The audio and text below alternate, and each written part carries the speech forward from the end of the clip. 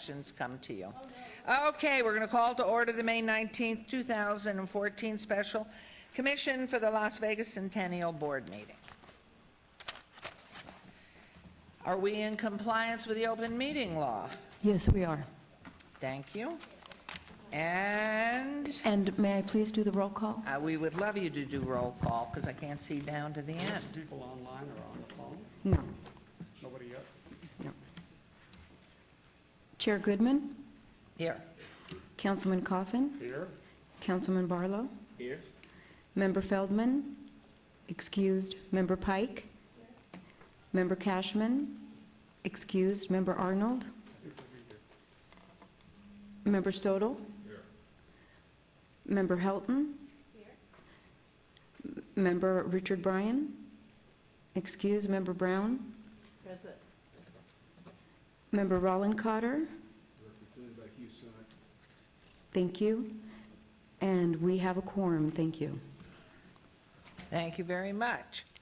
Public comment during this portion of the agenda must be limited to matters on the agenda for action. If you wish to be heard, give your name for the record, please. The amount of discussion, as well as the amount of time any speaker, a single speaker is allowed, will be limited to 2 minutes because we have such a big turnout and a long agenda here. So please come forward, state your name, and make sure the little red light is on like that. Okay, hearing none, we will move on to item number 4. Discussion for possible action to elect annual officers for 2014-15. Terry Ponticello, will you come forward? You are already coming forward. You're so fast. Thank you. For the record, Chief Deputy City Attorney Terry Ponticello. This is the time for the annual election of officers. It's always usually filed in June of every year. I have submitted to you a proposed slate of the officers, and they include Carolyn Goodman as president, Esther Carter as secretary, Mark Vincent as treasurer, Betsy Fretwell as vice president, and Ted Olivas as vice president. I recommend this slate of officers for the next year, for June 2014 to June 2015. I would entertain a motion. Thank you very much. May I have a motion? So moved. Thank you. There's a motion. Please signify by aye. Aye. Anyone opposed? Okay, that motion carries. Thank you very much, Ms. Ponticello. And we'll go on to agenda item 5, discussion for possible action regarding the amount for the budget fund reserve. This was a question that was brought up at our last meeting, and Esther Carter, who I know you all know, will discuss this, but first a round of applause for a great Hell Dorado. We are so proud Thank you. of you. It was awesome. Next year, a little less hot at the parade, please. You know, I think that's why they call it Hell Dorado. Okay. Mayor and commissioners, in our last meeting, we had discussed setting a budget reserve number so that it's something, a target that we won't fall below. So I sent an email out to everybody, and the majority requested that we keep a $500,000 reserve limit. So if everybody is okay with that, we will just write that into our bylaws, and that will be the amount that we will maintain the budget and not fall below. Okay. Any comments, questions? Yeah. Yes, please, Councilman I do. Coffin. I do. Okay. Not sure why we even have a reserve in an organization which has very little expense. We have approximately half of your payroll, Esther, your payroll expense, and half of Courtney Mooney, I think. So I think Joe Williams has told us about $100,000 annually. Usually organizations maintain a reserve based upon their fixed expenses. You know, I don't know what we maintain as a reserve. What's our number as a reserve in the city budget? 10%, 5, 7%? I mean, the city manager's here. No, it's 20%. 20%. Okay, so there you are. Well, we have an annual budget of approximately, not counting the grants, we have an annual budget of $100,000. So, you know, when you think about it, should you really maintain a reserve as high as $500,000? I can see having maybe $100,000 to make sure we have our payroll covered. We wouldn't want to spend, we've got obligations, so certainly if you want to count the obligation of the West Side School, that's the only one I know of as a large continuing obligation. I think that But is the only I one. can't figure out why we would want to hold on to all this money like Mother Hubbard's covered. Okay, as thank if- you. As if it was our money. Thank you. Member Stodol, please. Well, that was my question. The $500,000 is what we need to save each year that we've already committed for the West Side School. So are you talking about, is that 500,000 you want to hold in reserve, or an additional $500,000? It was just in reserve. This was the discussion that we had from the last board meeting, so mine was just a direction to find out what this board wanted to keep in reserve, and so if you want, because I know that we have in our balance, Joe, you can help me here. We have a fund balance, and I think it's a reserve of 10%, I think. So it was an additional on top of that in our reserve balance. We have an estimated fund balance at the end of the year. We estimate to be $1,800,000. As far as the set reserve, we've never had a set reserve as far as never wanting to get the fund balance below a set amount. So I think she meant that the fund balance would not get below $500,000. The sheet that you handed out lists 1.75 million. Where's the 1.8? Show me that on the handout. On your reserve. The 1.7 was the ending fund balance that we had at the end of 2013, the actual amount is All right, what so our that we fund have- balance was. Okay. So my question then is, how much longer are we obligated for the $500,000 a year for the West Side School? We have, I think, 7 years left. All right, so out of the roughly 1.5 million we get each year from the license plates, 500 of that is already gone, and we're suggesting another 500 for the reserve. Is that how I understand that? Well, it is just if we want to maintain a $500,000 reserve. Oh, I Ending understand. fund I understand. balance. It's just a number that we're selecting. Yeah. So that would leave us 500,000. I'm trying to get to the councilman's point. That would leave us $500,000 a year for grants. And for operations, if you do that. Well, I would concur with the councilman. I may not. I think we should have some additional funds in there for emergency, for something that should come along that all of a sudden there's a building falling down that we want to save, or there's some other important project. So I mean, I would be comfortable with somewhere less than 500,000, even though I actually submitted a $600,000 figure. But I would be comfortable with something right around 250 to 300. It's just my talking point. That makes sense. I mean, Do you want to are there any other comments? You want to make a motion that way, or does somebody else wish to do so? I'll go ahead and make a motion that our reserve should not drop below $250,000. Mayor? Yes, a comment, please? Yes, I don't know if I'll make it prior to the motion or after the motion. You already made the motion. Okay, so there's a motion on the floor, then I'll call. Okay, there's a second by Senator. Then I'll call for the Thank you. question. Okay. The question that I have in relation to Ms. Carter, what is it that you would need from the Centennial standpoint as far as being able to operate at a level that you would be comfortable with moving forward so that we can continue to keep the Centennial Commission whole? We just need to cover our administrative costs and the $500,000 for West Side School. And we still have some legal fees, some auditing fees. So that would be an annual Internal budget charges. of what approximately, conservatively? Well, it's been running the salary's been running around 125,000 we've been allocating to the commission, and then we've had miscellaneous legal fees and some auditing fees. So what is the average? Probably about around 200,000, 225,000. And so the motion on the floor, if, 250,000 minimum, with a second by Member Bryan. okay, thank you. Okay, thank you very much. All please in favor signify by aye. Aye. Opposed? Thank you, the motion carries.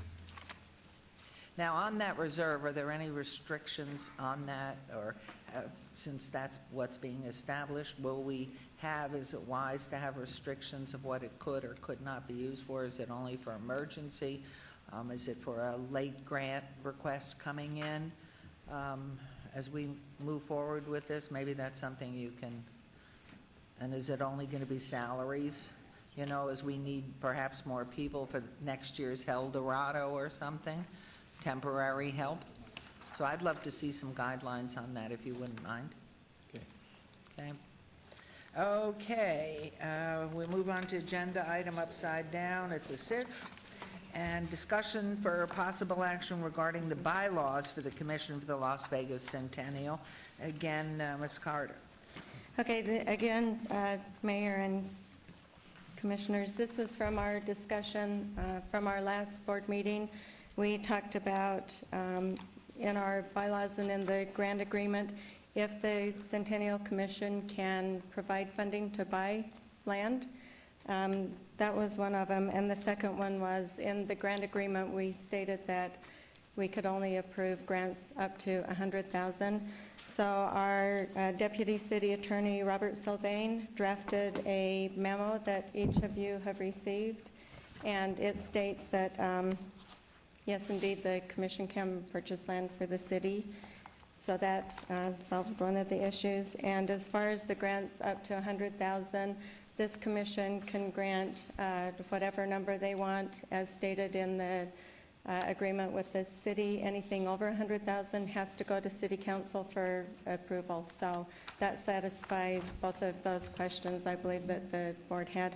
And in relations to the bylaws, we could certainly send them out to you, and maybe this is a good time just to review the bylaws. If anybody has any suggestions or recommended changes, if you want to direct the staff to do that, we would be happy to do that. Maybe after operating now for 9 years, it's something that we can take a look at and see what needs to be changed, and the same with the grant agreement. I appreciate Jane Pike. She emailed some really good suggestions on the grant agreement that I'll be working with Courtney on. So if you would like us to do that, we can certainly go back now and look at the bylaws and the grant and make some changes. Thank you. What's the pleasure? Member Stoddall? That solves part of the issue, but it doesn't deal with what's on page 12 of the grant, which deals with covenants. And the limit of $100,000 is listed there. We have covenants that if we award a grant of between $5,000 and $25,000, there's a 5-year covenant. $25,000 to $50,000, there's a 10-year, and then $50,000 to our current or our max of 15 years for $100,000. Today we're going to be asked to grant 10 times the amount, and I'm not suggesting that the covenant be 10 times 15 years, but we haven't dealt with the issue of what a covenant should be above $100,000 or 15 years. We do address later on that we are talking about following the guidelines of the Department of the Interior, and they too have a listing for covenants. So I think we need to address that as we move forward. Certainly we'll need to address it today, but I think as a policy we should have something in there that has a covenant that exceeds 15 years. And I'm not sure whether that's 20 or 25 years, but we can talk about that later. Thank you. Mayor, could I be heard? Yes, please, Member I Bryan. have a question that's not squarely on point with Bob's, but in this legal memo that's been provided to us, if I'm reading this correctly, with respect to the hunterage, which is our agenda item today, we could, as a commission, if we chose to do so, to provide that amount of money directly to the city of Las Vegas, as opposed to making the grant to the applicant. Am I correct on that? I don't know whether Bob is here or not, but is that an accurate reading of the, some enlightened barrister in the room may know the answer to that. Terry? I think that's right. Senator Bryan, I think this is going to be more accurately covered in the next agenda item when we go over the hundreds transaction. Well, the reason why I raised the question now, Terry, and I'm happy to withdraw the question too, but If we give the money, hypothetical, no decision's been made, then with respect to Bob's position, would not the city have the ability to impose covenants upon it far beyond that which is in our current bylaws? That's really what draws me to the question. Is that making any sense to anybody? Yes, Okay. it does. Yeah, but Bob's point, I think, is well taken. If the commission's going to be making a grant and it's more money than is contemplated under the current system, if it's given to the applicant, then I think Bob's point is well taken, that we would have covenants that would go beyond that 15-year period. That may be moot if we chose to give the money to the city of Las Vegas and it could impose whatever conditions it wants. That's my understanding, and if I've got that discombolics, please advise me to the contrary, Terry. It will not be the first time I've been told that I'm wrong. Yeah. Senator, I believe Bob's opinion covered strictly the Centennial Commission and its powers, and what covenants they were going to impose. What you are suggesting in granting the money back to the city, then the city can impose its own conditions. Would that be correct? And that is something that's going to be discussed in more detail in the following agenda item. So I should yes, wait for you the are. answer to... I think you have accurately Oh, okay, fine. covered fine, okay. both scenarios. Thank you very much. I'm sorry, Mayor, took... No, that's quite all right, and Member Coffin wants to address it, Thank you, Mayor. please. I don't think it's out of order, and the reason I say that is because it's already contained in the bylaws. It's understood that this commission is like a subcommittee of the council, and it already is in our bylaws that anything over 100,000 or 100,000 and above has to go to council for approval. Therefore, it has to be read into that the council could impose additional or fewer conditions on a grant request from this body, it would seem to me, because since it has the power to vote for those, it would. Now then, on lower amounts, it looks like the council or the commission can put any covenant it chooses, and no one is going to challenge that. It's already in the bylaws. As Okay. Senator, Councilman, as a matter of clarification, it's really, the Centennial Commission and the City of Las Vegas have an operating agreement as to how the disbursement of funds are going to take place. In addition, there is a corporate resolution regarding signing authority and approvals of signing authority. When the Centennial Commission hits the $100,000 threshold, it requires that disbursement, whether it be a grant or an expenditure, a contract, go before the City Council for ratification, approval. It really operated, in its genesis, it operated as a checks and balance of what the Centennial Commission was doing with the Centennial funds and making sure that the City of Las Vegas understood what was going on with the funds. So it is not covered in the bylaws right now. If we want that type of detail covered in the bylaws, we certainly can present it to you in a future amendment to the bylaws. Well, so then what you're saying is that while it's not in the bylaws, it's understood in the governing document between us and the council. Correct.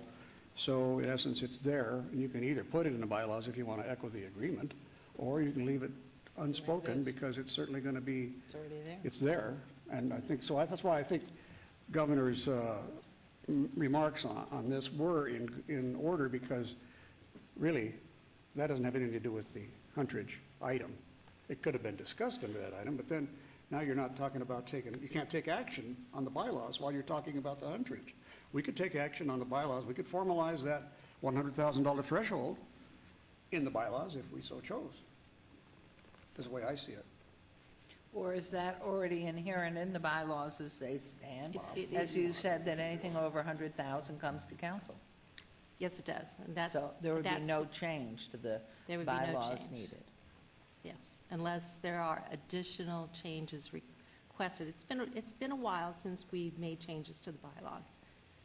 But some of that type of detail can get covered. As we said, it's in the operating agreement, and it's in a corporate resolution that was adopted by the Centennial Commission. So, And would those, would that just be a regular majority of the council, or needing a super majority on a large funding? a corporate resolution would require a majority of the council, and an amendment to the operating agreement would require approval by the city council and approval by the Centennial Commission. Okay, thank you. So I just want to make sure that I understand correctly what today, right at this moment, if the Centennial Commission, to me I do not see it as a subcommittee of the city council, but that just could be my ego speaking. I thought it was created in 2004 as a separate 501, and under that, and we added members of the city council, so there would be the input from the council. But are we saying that today, if there is a motion to approve this figure with a covenant that is 25 years, and there's a motion to approve this, the $1 million, if there is a specific piece of property in mind, and there's certain other specific elements of the motion, that's all meaningless, because the city council can then say, nah, we're not going to listen to what the Centennial Commission recommends. We're going to do whatever we want to do with the $1 million. Is that how I understand it? Yes, that's correct. Yeah, well, yeah. Yes, it is Mayor? correct. If Ms. it's not a Monticello, let's hear from the Yeah, it's attorney. not a second. How we have always handled transactions between the Centennial Commission and the City of Las Vegas, for instance, the Mob Museum, Lloyd Lamb Park, is there is a memorandum of understanding that it's an actual agreement that's approved between the Centennial Commission and the City of Las Vegas. If it happens to reach that $100,000 threshold, it also has an additional approval of getting the City Council to approve that transaction. So it's kind of double duty. There is an agreement that has to get approved by both parties that sets in motion what it is that we need in place. Then what was the purpose? What's the purpose of the Centennial Commission if, in fact, the city council can just dip into that money and do whatever it wants with it? What purpose does this citizens group, this advisory group, do? What purpose do we serve? Mr. Stoddard, the City Council passed a resolution that actually transferred the administrative duties, the administrative disbursement of the funds to the Centennial Commission. That was a corporate resolution that was passed in 2003. So they authorized and delegated that authority to the Centennial Commission. Okay. So,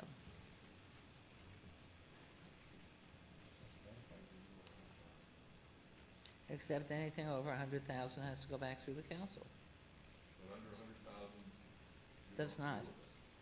So if I suggest you come up with $100,000 grant to One a year? That'd be like longer than mine. Bob, I think we could give you a JD based upon that analysis there, yeah. You may replace one of the deputies here in the city attorney's office. Thank you. And Mr. Staldahl, just for clarification, it would have to be $99,999. Okay, now, do we need a motion on the bylaws? We failed to do that at the last meeting? Or the bylaws stand as they were approved before? We don't need a motion, do we? No. Okay. So are we comfortable or not comfortable? Nobody's looking up, so I figure it's done. All right, agenda item 7.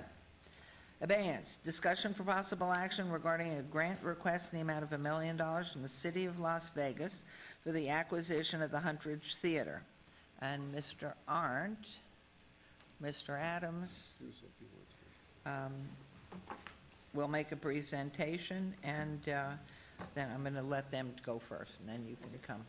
Please, go ahead. Good afternoon. Scott Adams, Deputy City Manager. I apologize I was unable to make your last meeting because I've been sort of right in the middle of all this. And I'll be leading off in the presentation, and then I'm going to tag team with Bill. I wanted to make a few prefatory remarks to make very clear about what we were proposing to you as a Centennial Commission and ultimately what would go on to City Council for approval.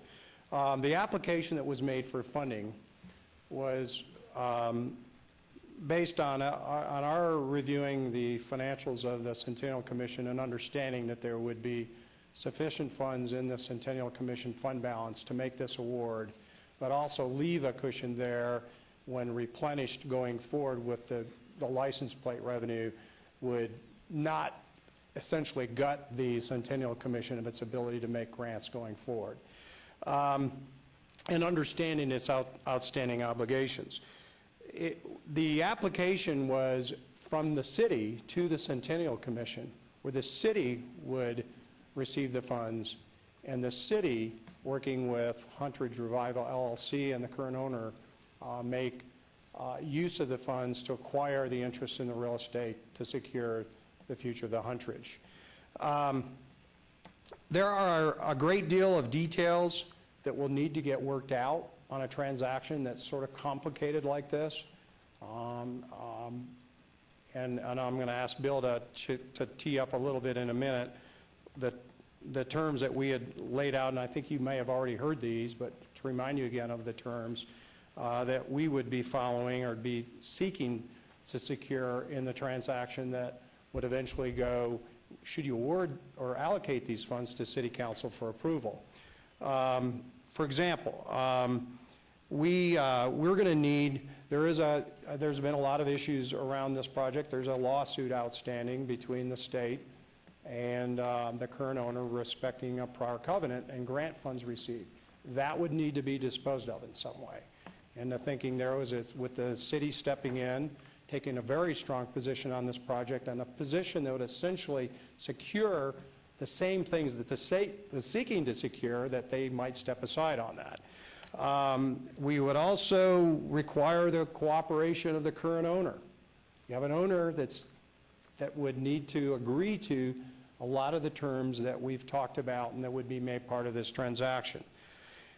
And then if for some reason you make an allocation of these funds and we're unable to reach agreement to bring something forward that we think is important, dealing with the issues that are important to this project, nothing happens. I mean, the funds don't get used. They stay with the city and the Centennial Commission, and then you're able to continue using the way you've been using them as you have in the past.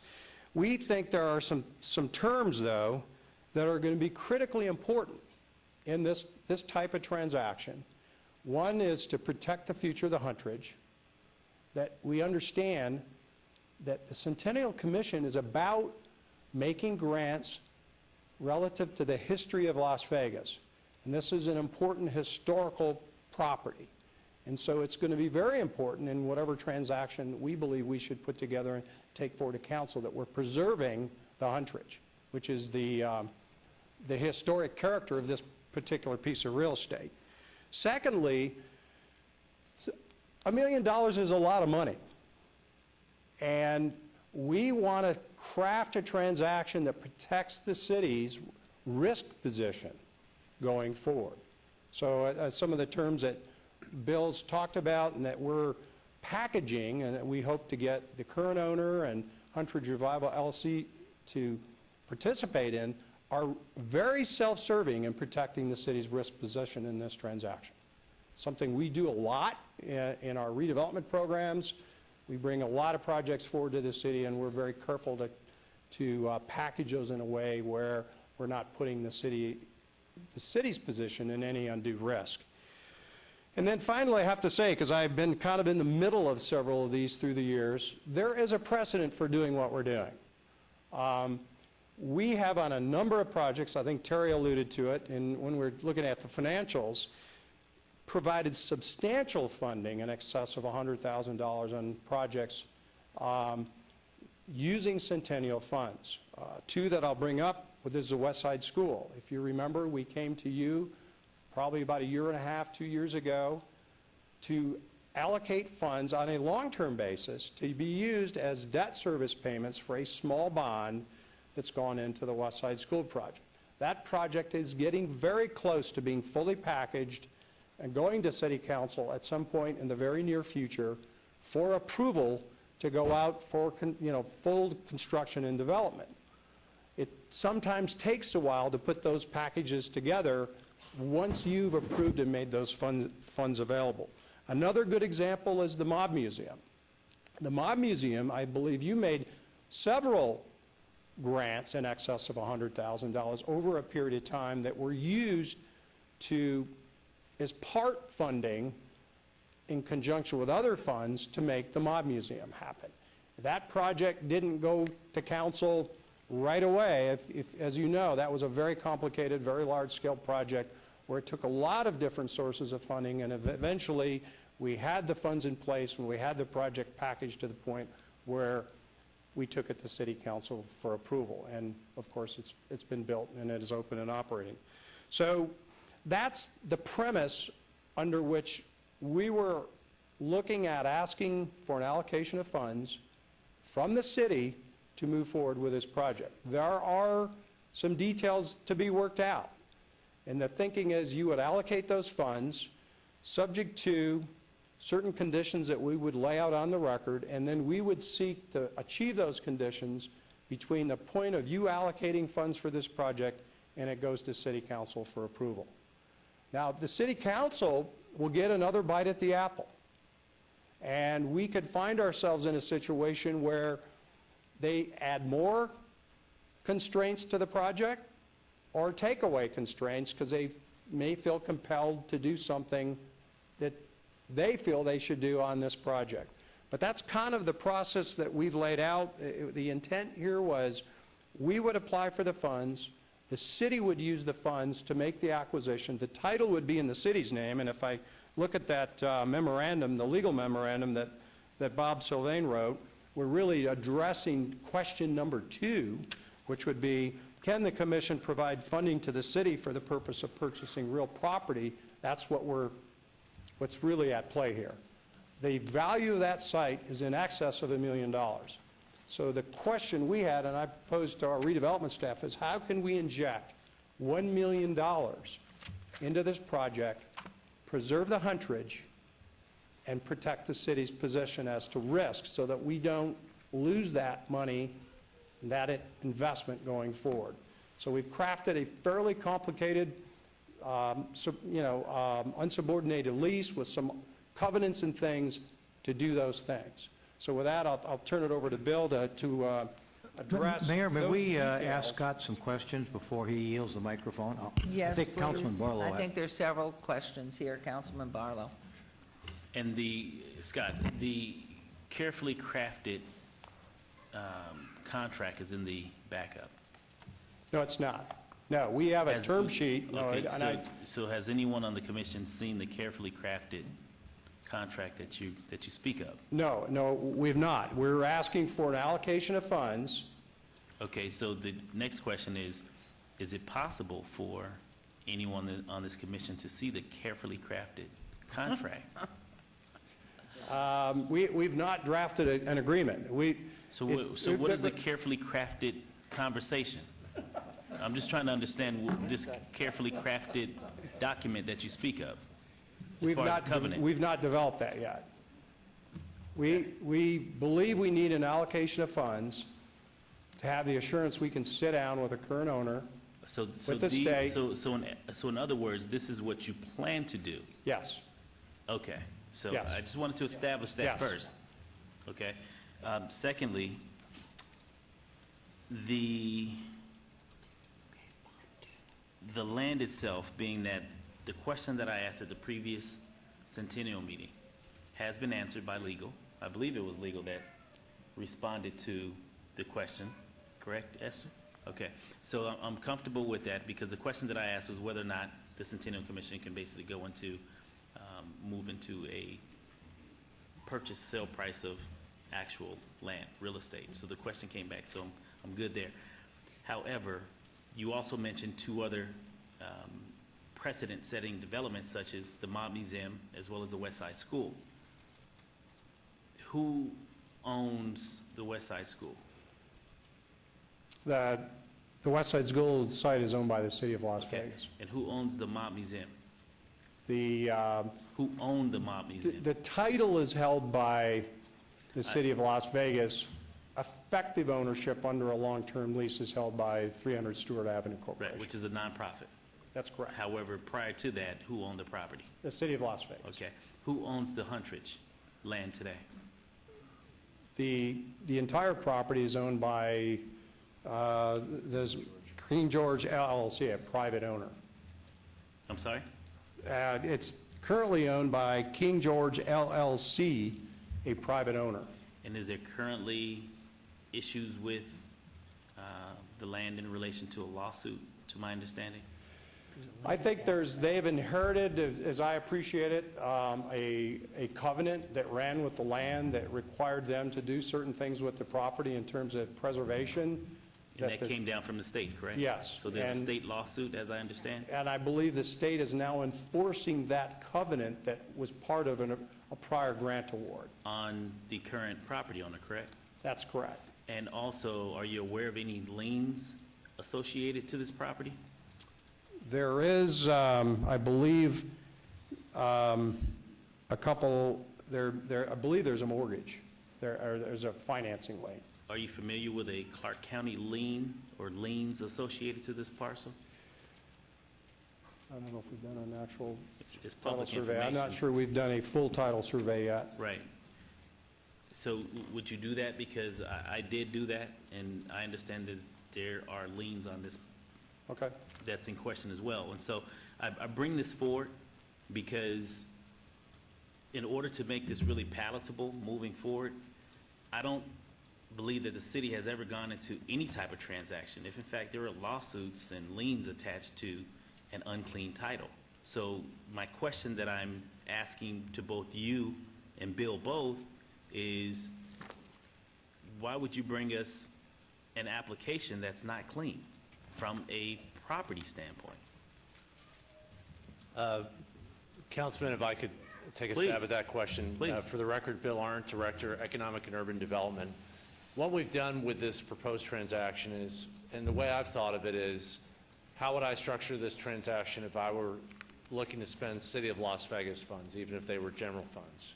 And I think Scott alluded to this. I look at it from a risk perspective. So when we go into a transaction, a lot of times there will have to be due diligence before closing on a transaction, and that's what we would do. So what we're proposing to do is we would take a fee ownership in the land, and then we would do that on an unsubordinated way where we would actually have an unsubordinated ground lease at the same time we close on the land with the air rights owner and the proposed buyer, which is Huntridge Revival LLC. We would not do so unless it was clean title, unless we could get insurable title, and unless that lawsuit from the state were resolved. So Okay. the liens that you're referencing, very common when you're trying to buy private property. Sometimes they're big, sometimes they're small. But So- what we're trying to establish is the conditions under which we would spend this grant. And if those conditions were not met, then we would not spend the grant. So it would effectively be a grant with conditions that the city would have to meet. Either we can meet them at the close of escrow, and we'll proceed with closing on the purchase, or we can't, and we won't proceed, and we won't be able to.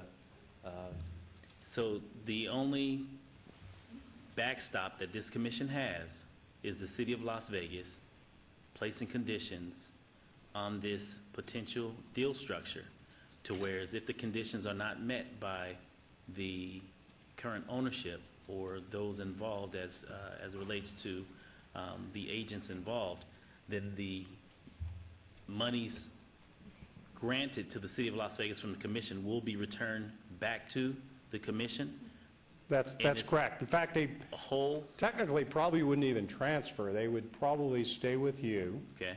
And between the time you allocate and the time it goes to city council, our task is to clean up the property in title speak and reach terms that are acceptable to the city, such that when this funding is of such a magnitude, it has to go to council for approval.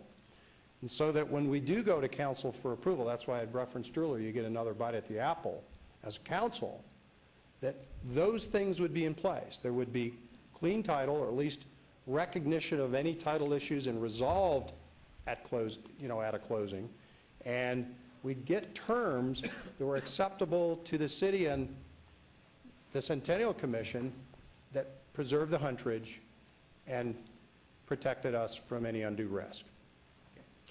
Thank you, ma'am. Why wouldn't we do that before this time? Once there was an application, why wouldn't we have gone ahead and pursued that first to see if there was any wiggle room on the lien by the state and the other, the Clark County? Couldn't we be proceeding, or couldn't we have proceeded in that way before we got to this point to tell us, you can't go forward, this is tied up and they're not moving? Thank you, Mayor. Maybe I could just take a step backwards. The reason where we're at today, where we're at, is that we saw an opportunity for some public participation to help preserve the Huntridge, minimize risk for the public investment. And so the approach we took, and we had to recognize that the property currently is in a purchase and sale agreement between the current owner and a prospective buyer. So I don't think that the city was in a position to dictate terms to the seller or to the buyer, but we were approached by the buyer about a possible public-private partnership.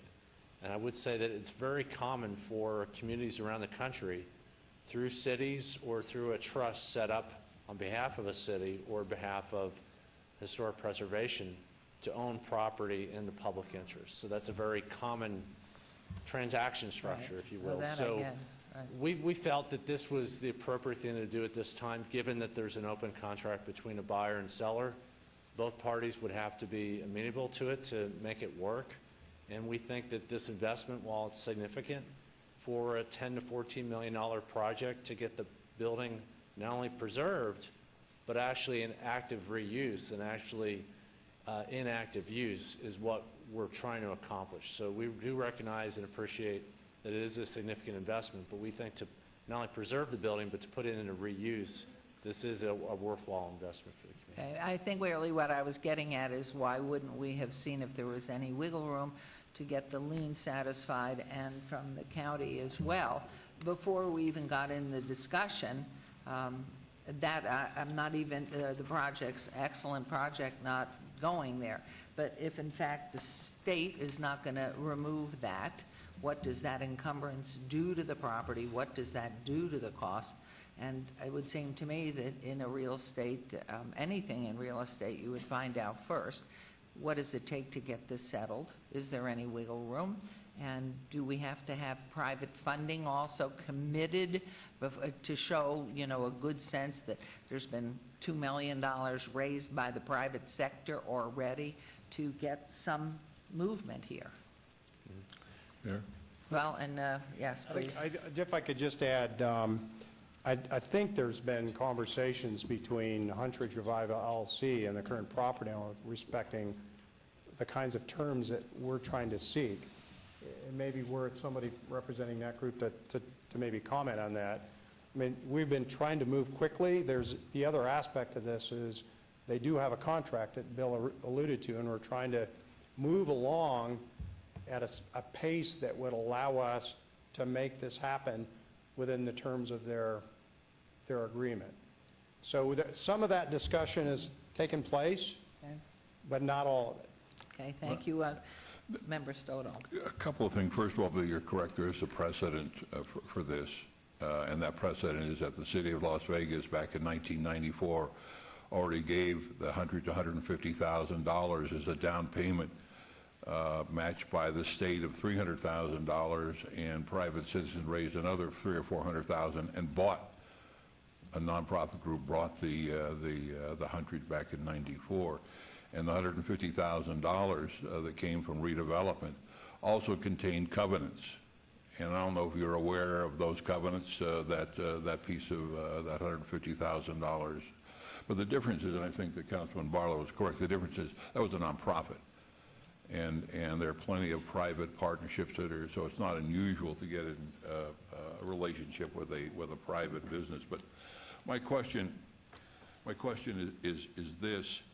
From the map that was passed out at the last meeting, it was specifically said that the Centennial Commission was going to, through the city, fund the King George LLC 0.32 acres, and that would be the building, and then we would lease the building back to the Huntridge Revival LLC?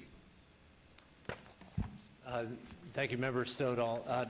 Not exactly, it's close. So there's existing several parcels on the property. The one that's referenced .32 acres where the building's situated, we would be buying that parcel and an adjacent parcel to provide access to the building. So at a minimum, 2 parcels. We'd be buying the land, not the building. The prospective buyer, Huntridge Revival LLC, would be buying the building. There'd be a concurrent close of escrow, and then our condition of our buying the land would be that, one, that we own the land outright fee simple through the city of Las Vegas. 2, that there be an unsupported ground lease with the buyer, Huntridge Revival LLC, leasing the land to them with the conditions that the air rights improvements be maintained, that they not be demolished, and that they follow interior standards for the renovation. Okay, I have to tell you, I'm kind of cranky, because that's not what we were told at the last meeting. When I asked you specifically about the terms on page 7 of the proposed grant, the use of the terms ground rights, there is no such legal term as ground rights in land acquisition and acquire the ground. We were told that this was, no, this is the property. And now we're being told we're just getting the land, and who owns the building that it's on our land? Our land being the city's land. Who owns the building? Member Stoddall, I apologize if that wasn't clear at the last meeting, but on the grant application on page 7, it indicates that the funds will be used for land acquisition. So our intent is to acquire land with the grant proceeds. Land will be vested, title will be in the city of Las Vegas. The building would be owned by Huntridge Revival LLC, and there would be a ground lease leasing our land, the city of Las Vegas land, should this proceed, to the buyer, Huntridge Revival LLC. So the deal for all the property, for all the 4 parcels, it's my understanding that it cost $4 million, or a little bit more than 4, that there's already been a down payment, and now there's going to be the city's $1 million, and then for the next 3 years, there'll be a $500,000 payment by the Huntridge Revival, another $500,000 payment, and then a balloon at the end of the 3 years of $2 million. So if the good folks at Huntridge Revival LLC can't do it, because don't forget they still have to raise somewhere between $9 and $12 million to restore the place, along which was in their report an estimated $3 million a year just in operating costs. That's a lot of money in the 3-year period. If that fails and it goes out the door, by the way, who's the mortgage holder? Who would be holding the mortgage on this? We're proposing that the title be vested with the city of Las Vegas. No, as far as all the property. The mortgage, the Huntridge Revival LLC, who would they be borrowing the money from? I'd rather have Huntridge Revival LLC speak Well, I'll to tell the you, contract. based on their business report, it's the current owners. Correct. The current owners would be holding the mortgage. That's my understanding. So if this thing falls apart, then all this reverts back to the current owners, correct? That'd be correct. Now, if there's a default, the city of Las Vegas would require payments from the buyer. If there's a default, then the city could enforce its ground lease and potentially get control of not only the land but the building as well. Well, I think we need to go a little bit further than that. Our goal here, under our charter, is historic preservation. Right. And the Huntridge is a classic example of what needs to be saved. I would suggest in this, Councilman Barlow, what was the term they used? Complicated agreement, or carefully crafted? I would say the carefully crafted agreement would include something along this line. And that would be if the Huntridge Revival reneges or can't meet the payment for all these lands, that the city of Las Vegas should have first option on paying off that $4 million so the Huntridge is saved and it doesn't go on. And so I think that carefully crafted thing is more important than us just giving a blank check for $1 million. There's a lot of work that has to be done. I'm concerned about the amount of money that they have to raise. I think their hearts are there, and I think their knowledge is there.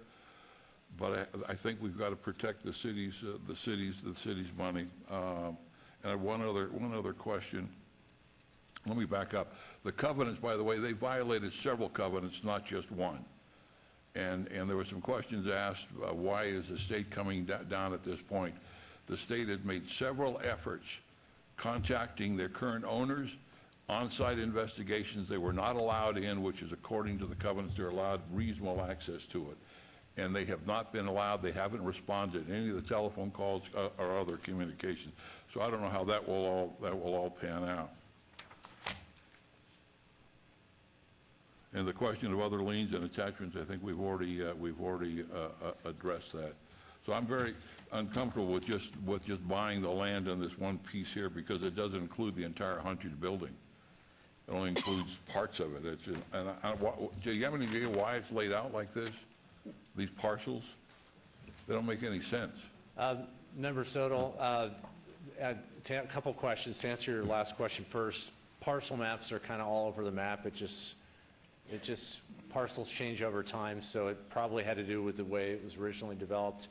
But I want to go back to your earlier question because this is an important one, that if there is an event in default, I think your question, or you were starting to ask, maybe you didn't ask this directly, but if I could take the liberty of paraphrasing, that would the commission or the city be on the hook potentially for investing additional money to put in another $3 million or more to acquire the building outright?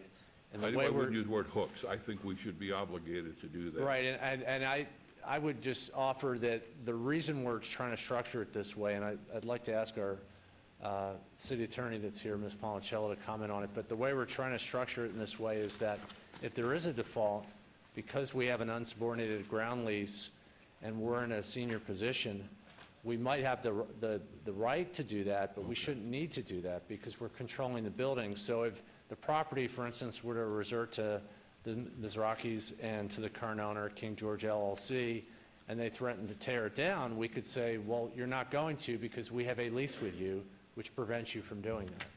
So effectively, we're controlling the entire asset with $1 million investment. At least that's the intent. And I don't know if Ms. Policello has anything to add on that.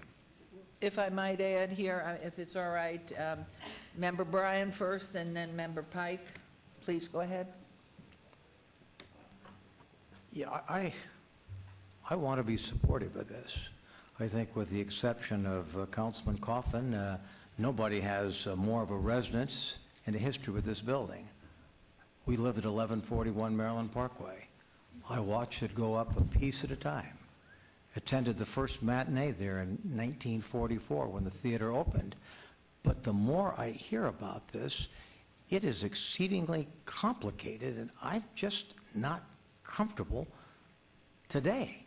I mean, there's some questions. I'm for this project. I want to see it work, but I have to tell you, Bill and Scott, I'm just, my comfort level isn't quite there. Maybe it can be. I'm not suggesting it can't, but that's, and as I understand it, you're asking that we, in effect, approve the $1 million, which would go to the city of Las Vegas.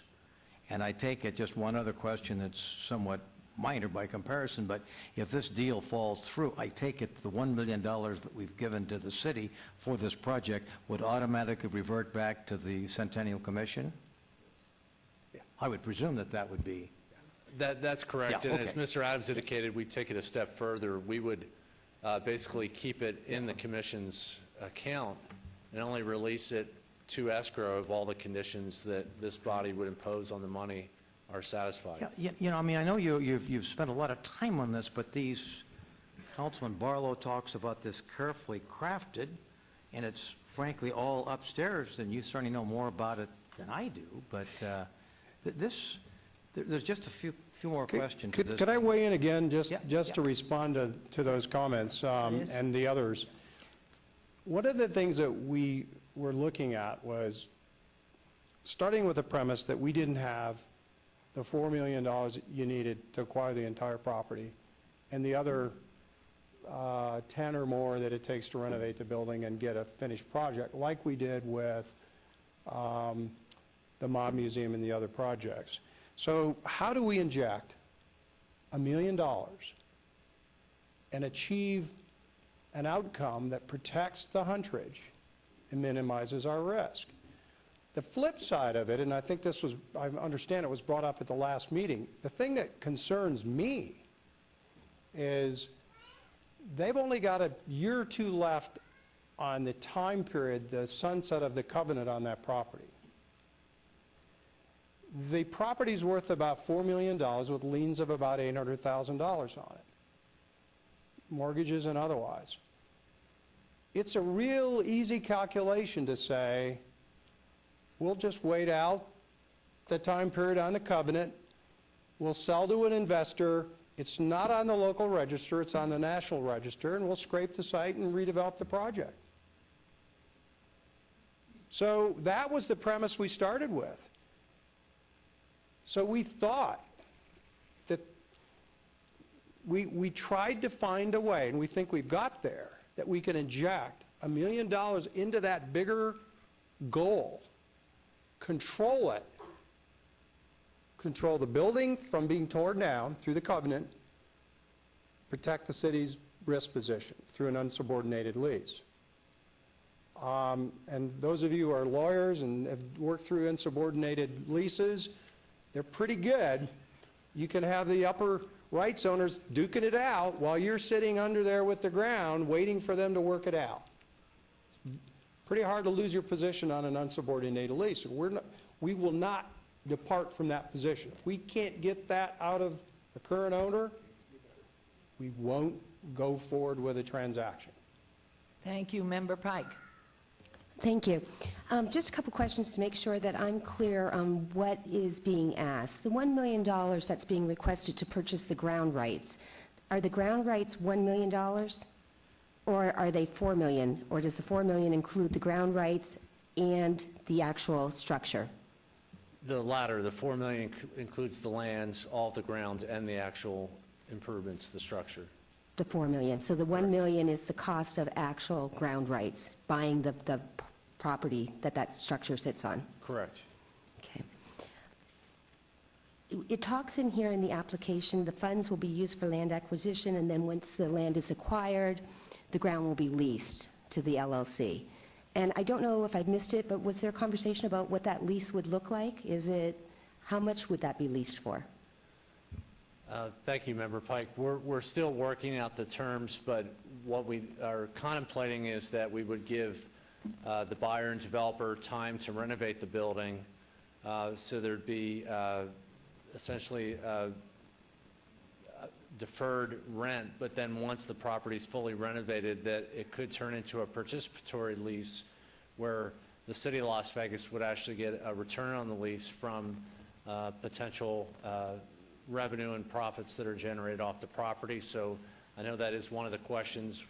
Why would you support doing this for a for-profit versus a nonprofit? We recognize that, and the final terms may be different. We're still working through that. But we thought the most important thing was to protect the funds, make sure the property is maintained and preserved. So we don't have final terms yet, but we are in discussion with Hunt Ridge Revival LLC. So the Hunt Ridge Revival LLC then has $3 million available for the purchase of the actual structure at this time? They would be required to come up with that, either come up with that at closing, or as I think Member Stoddle indicated, the current seller has discussed the possibility of offering terms, in other words, seller financing, where the seller would carry a mortgage.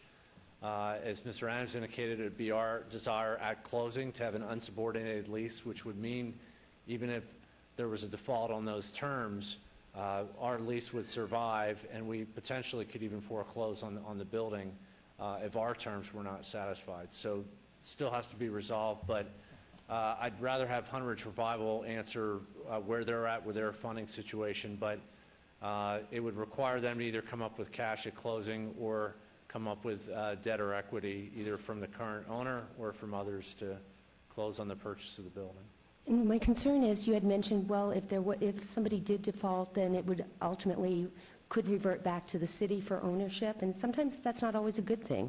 If the city ended up getting a structure that ended up being very costly to renovate or rehabilitate, asbestos, lead, ADA standards, doing all of that, it may be more expensive in the long run. So you get an asset that sometimes isn't so much of an asset. Yeah, that's an excellent observation, and I think that kind of highlights why we're looking to get involved.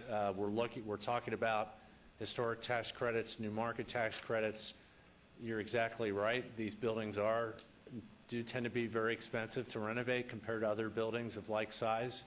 It's not necessarily a revenue-generating asset from day one, so that's where the city believes long-term for historic preservation and putting it to reuse, and that's really why my office is getting involved. Our Department of Economic and Urban Development, providing staff support for our redevelopment agency, we get involved where other private investors, private developers by themselves don't, where they can't make it work. And I think that kind of highlights the reason why public-private partnership like this could be the right thing to get the building up and running again. And just one last question. I mean, as some of the other members of this commission have spoken about, our charge is historic preservation, and the Hunt Ridge certainly being on the National Register, I think many people in the community understand its significance to our history.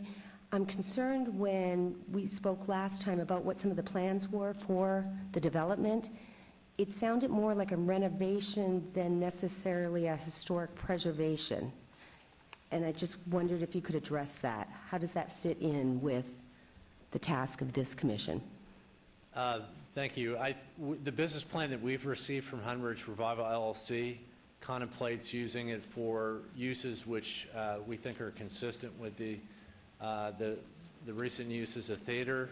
There are other uses as well, so I'd rather have them comment about that, but we think it's consistent with the original vision and the most recent use of the Hunt Ridge, and certainly fits with historic preservation, preserving the building. So as far as the operations of the building, maybe we could have a member of the Hunt Ridge Revival LLC come up and kind of reiterate their plans for the building post-renovation.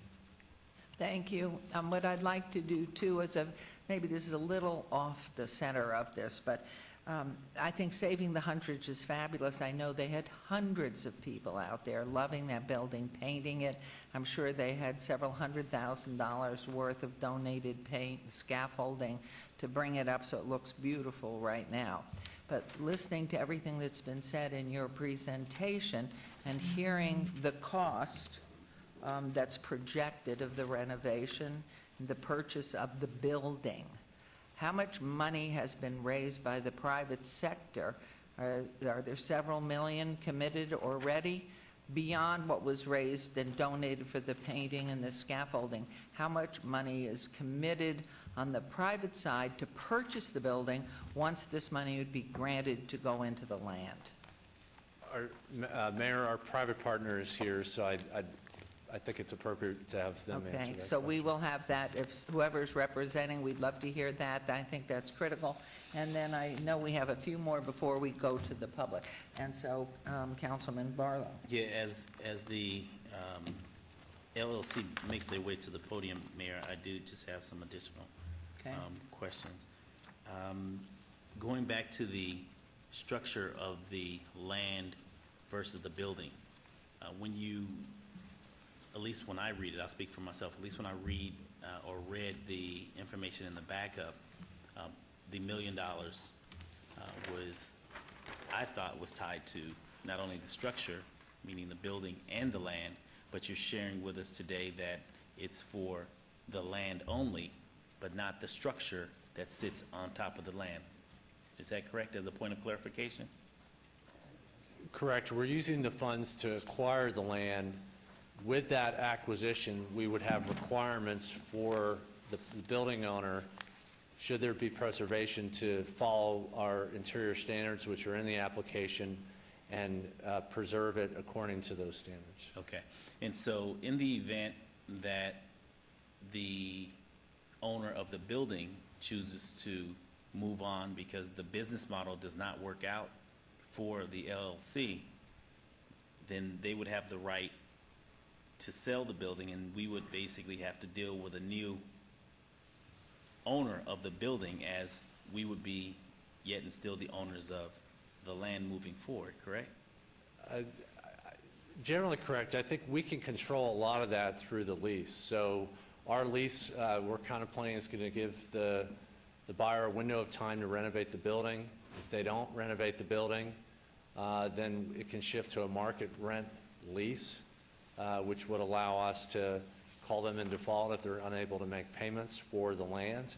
We could foreclose on the building.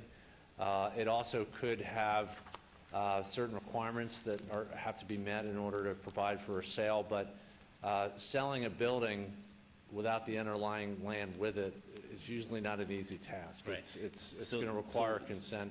And I always look at a business model, specifically when you're putting a carefully crafted program together, right? I look at it from the worst-case scenario, working to the best. And so the worst-case scenario is the LLC basically defaults, which gives the city an opportunity to move into the building, meaning purchase the asset, correct?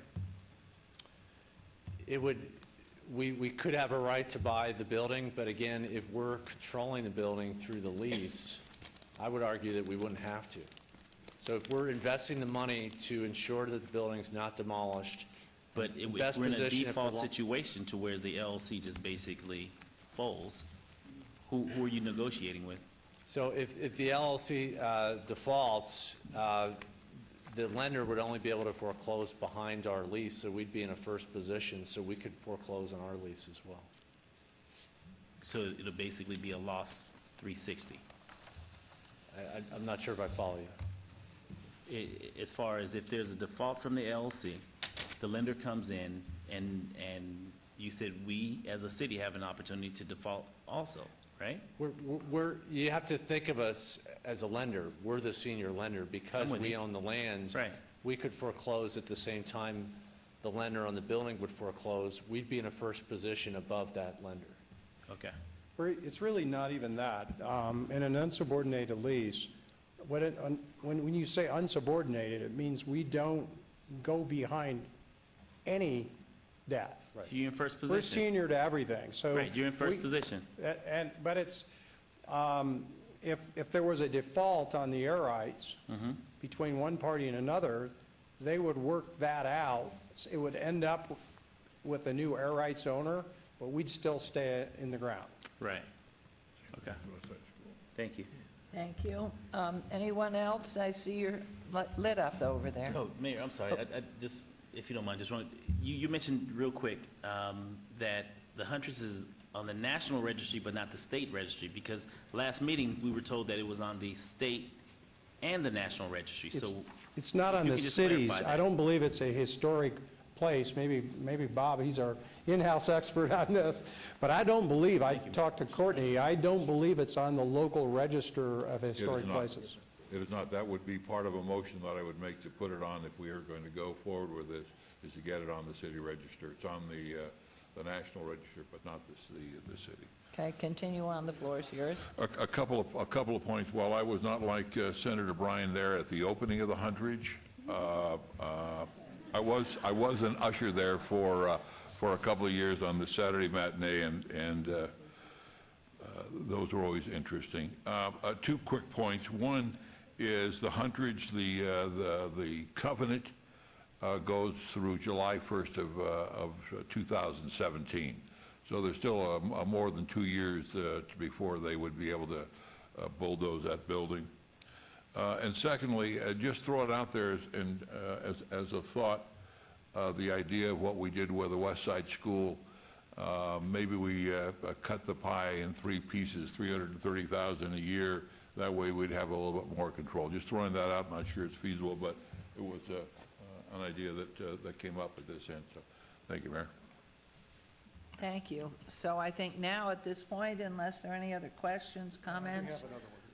Yes, please. Hopefully this is a really simple question. You're talking about the lease agreement that we would have, and I was just wondering who would receive the funds from the lease? Would it revert to our commission? So again, we don't have a lease agreement in place with the buyer, and that would still have to be negotiated with the buyer and seller.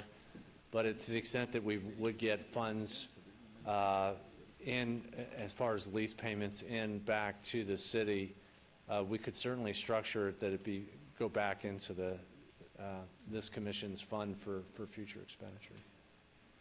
The point was made earlier that should there be a default on the air rights, we might be able to foreclose on it through this unsubordinated lease, and we'd end up getting the property back that we might not want because of our maintenance and other obligations. For a $1 million investment, getting back $4 million worth of real estate, I would not be apologizing to our city council under those circumstances. That I would consider to be a very wise investment, because we could certainly turn right around and reconvey it to somebody who wanted to do something and maybe even make a little money on it. The question on that, looking at these parcels, C2, the .32 under which the theater sits, and the access to Maryland, that's where the million is. It's for those pieces, not the rest. The rest, the whole is 4 million, but what the million would go to are just those two pieces, correct?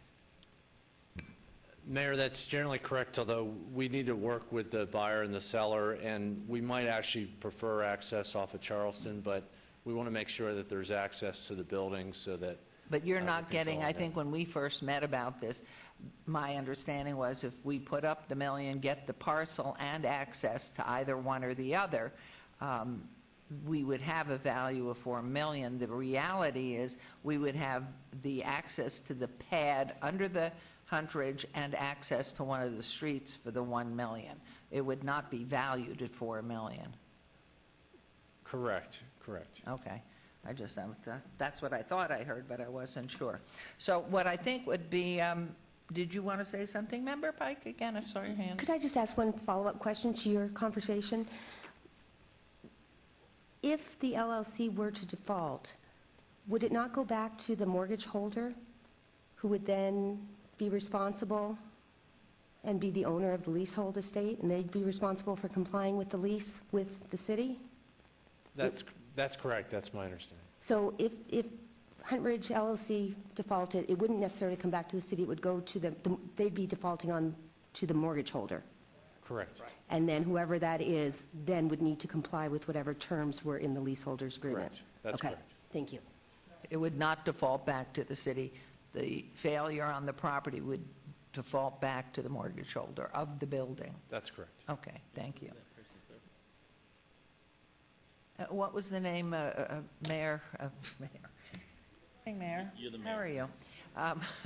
Sometimes Mayor Pro Tem's here. Who did you say, excuse me, is the mortgage holder currently on the Huntridge? King George LLC is the current owner. I understand there's a mortgage against the property. I'm not sure that I have that information with me, but we could provide that. for you. Okay, thank you. All right, any more questions up here? If not, I'm going to, that we are. That's where I'm going. I just want to make sure everybody's still alive, eyes are open. Okay, how about a presentation? Who's starting off here?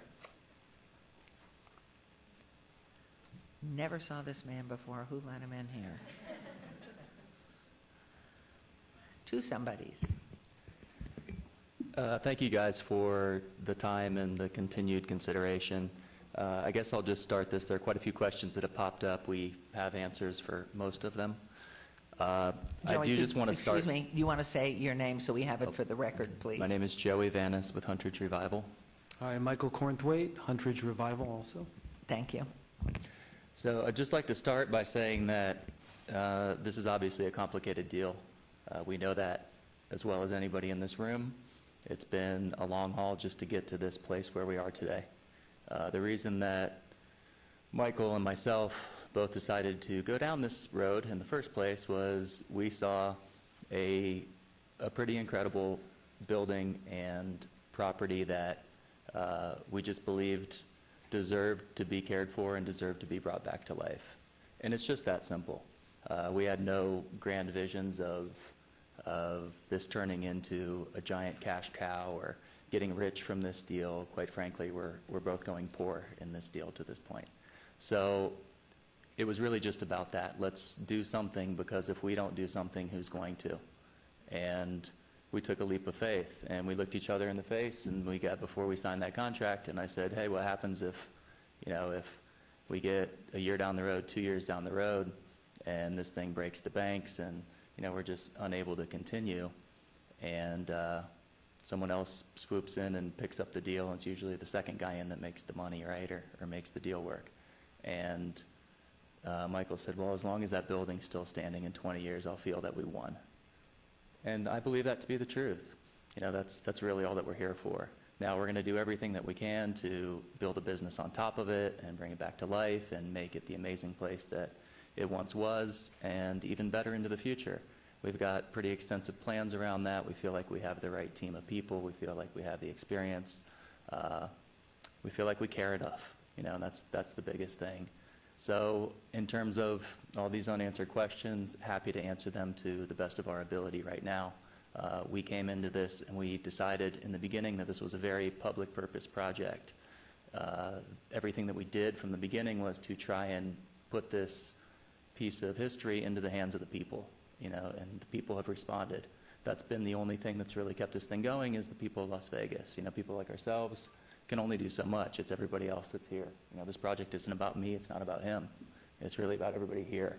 So I think that, we care about this thing a lot. We want to see it happen. And we initially went to the attorneys and we said we'd like to make this a public entity where people like us, who may only have a couple $100 or $1,000 or whatever it is to put towards this, can actually be an owner of the Huntridge.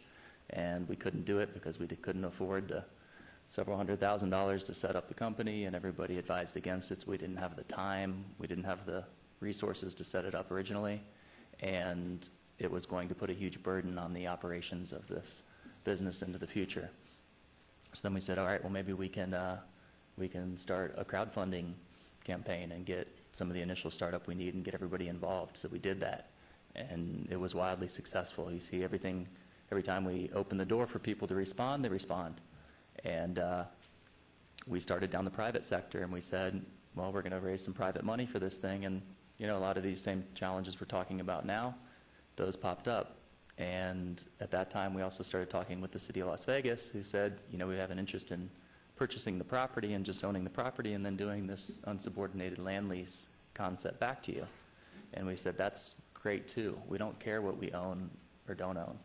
We care that this place is preserved and that it comes back. And we spent a few months going down that road. The city didn't have enough funds to, in the general accounts and all the other options to make that a reality. So we said, well, our only option now is to go back to the private sector. So we went back, and quite honestly, every investor that we've spoken to, we have quite a few of them. A lot of them are still interested in the deal, but every single one of them has said, this is a very public project. It should be a public-private partnership. What's the participation from the city or the state side or any of this preservation money that's out there? And we just didn't have any at the moment. We got to a point where we felt like we have an option to close on the property. It was at $1.5 million. That was the threshold to close with an owner carry. We got to the point where we were confident and comfortable we'd have enough money to close on the property, and we got another curveball with a lawsuit from the state filed against the current owners, which didn't help anything. So again, the private sector saying, well, let's see what shakes out with that, and we'll move on from there, as soon as we know. We're running out of time. We don't have the time to keep coming back to this. So our thought and our feeling right now is we have quite a few private investors who are waiting on the outcome of meetings like this. We have a whole lot of desire to make this thing work, and we're willing to do whatever we can to make that happen. There have been questions about who owns what. Michael and myself, we don't care if the city were to own the real estate under and the building on top. If that's a better position for the city to be in, it really doesn't matter to us. We just like to have the ability to get in there and do what we think we can do with the place. Another question I think that came up was the for-profit, nonprofit. We started an LLC in the interest of time. I just went through the same process with First Fridays. It took 19 months to get our official 501c3 designation. I got it a week ago. we have that ability too. If it were a difference maker, we could wrap it under the nonprofit status. It doesn't matter. So any other questions that you guys have specifically? I know I've maybe only covered a couple of them that popped up. I forgot what the other ones were in the midst of my talking. Mayor. Thank I really appreciate your passion for the 100, you and Michael both, and the entire community's passion for the 100s. I mean, this is a place that I frequented every Friday and Saturday, whether it be 18 and under, clubbing, or just hanging out at the 100. So I'm very familiar and intimately connected to it because it has a lot of sentimental value to me as well. And I want to see this location preserved. So how do we do that structurally? And going back to Mr. Adams, carefully crafting of how we get this done is very important to us as a commission and for the primary hat that I wear as a council person, because then I have to think about an additional step, unlike others on this board, with the exception of Councilman Coffin and the mayor. We all have to think one step further and then ask council, what liability is there or exposure is there with the current lawsuit liens to the parcel, should we get involved in this moving forward as a commission / City of Las Vegas? Councilman, I am not familiar with the current liens that are on the property, but as Mr. Arndt had pointed out previously, in order for the city to get into this transaction, we would want those worked out so that there was clear title given to the city, so the burden would be placed perhaps on the property owner or the buyer, and probably input from the city to make this work out. So that is something that always comes up in a property transaction. Right. Liens on property, we need everything cleared so that we have clean title when we receive the property. And no exposure. And no exposure. Okay. The title report that I saw, this has been a few weeks now, there are 2 bank loans against the property totaling a little over $700,000. There was no other lien filed against the property in regards to the state lawsuit or anything else that I saw at the time. That may have changed. Again, it's been a few weeks.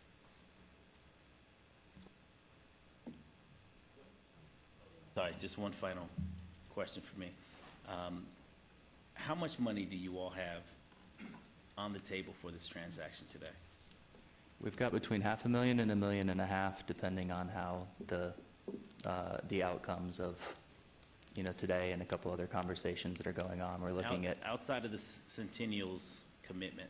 That's outside of the Centennial is what I'm Okay, talking so that's about. outside Yeah. of the Centennial's commitment. Correct. So Michael's gone back with the current family that owns the property, and they've agreed to $1 million close option. Okay. I think in order for this thing to work, like Scott and Bill said earlier, there are a lot of moving parts. A lot of people need to come to agreement on some different terms.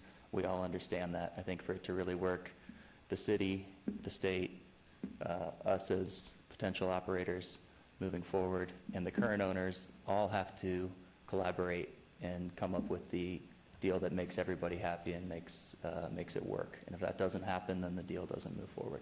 And finally, this may be for Mr. Arndt or Mr. Adams. If in fact we move forward with the injection for approval of this $1 million request, how long do we anticipate the commission's dollars being tied up before they're reverted back to the board? That's something that was not laid out before us here today, as far as if we do move forward and the requests and the conditions that are put before Scott, Mr. Arndt, if we do move forward, how long can we anticipate at least being able to follow this in some systematic order or chronological order, as far as saying, these are the deadlines, and so therefore our monies should be tied up 30 days, 60 days, 6 months, a year, 18 months, 2 years?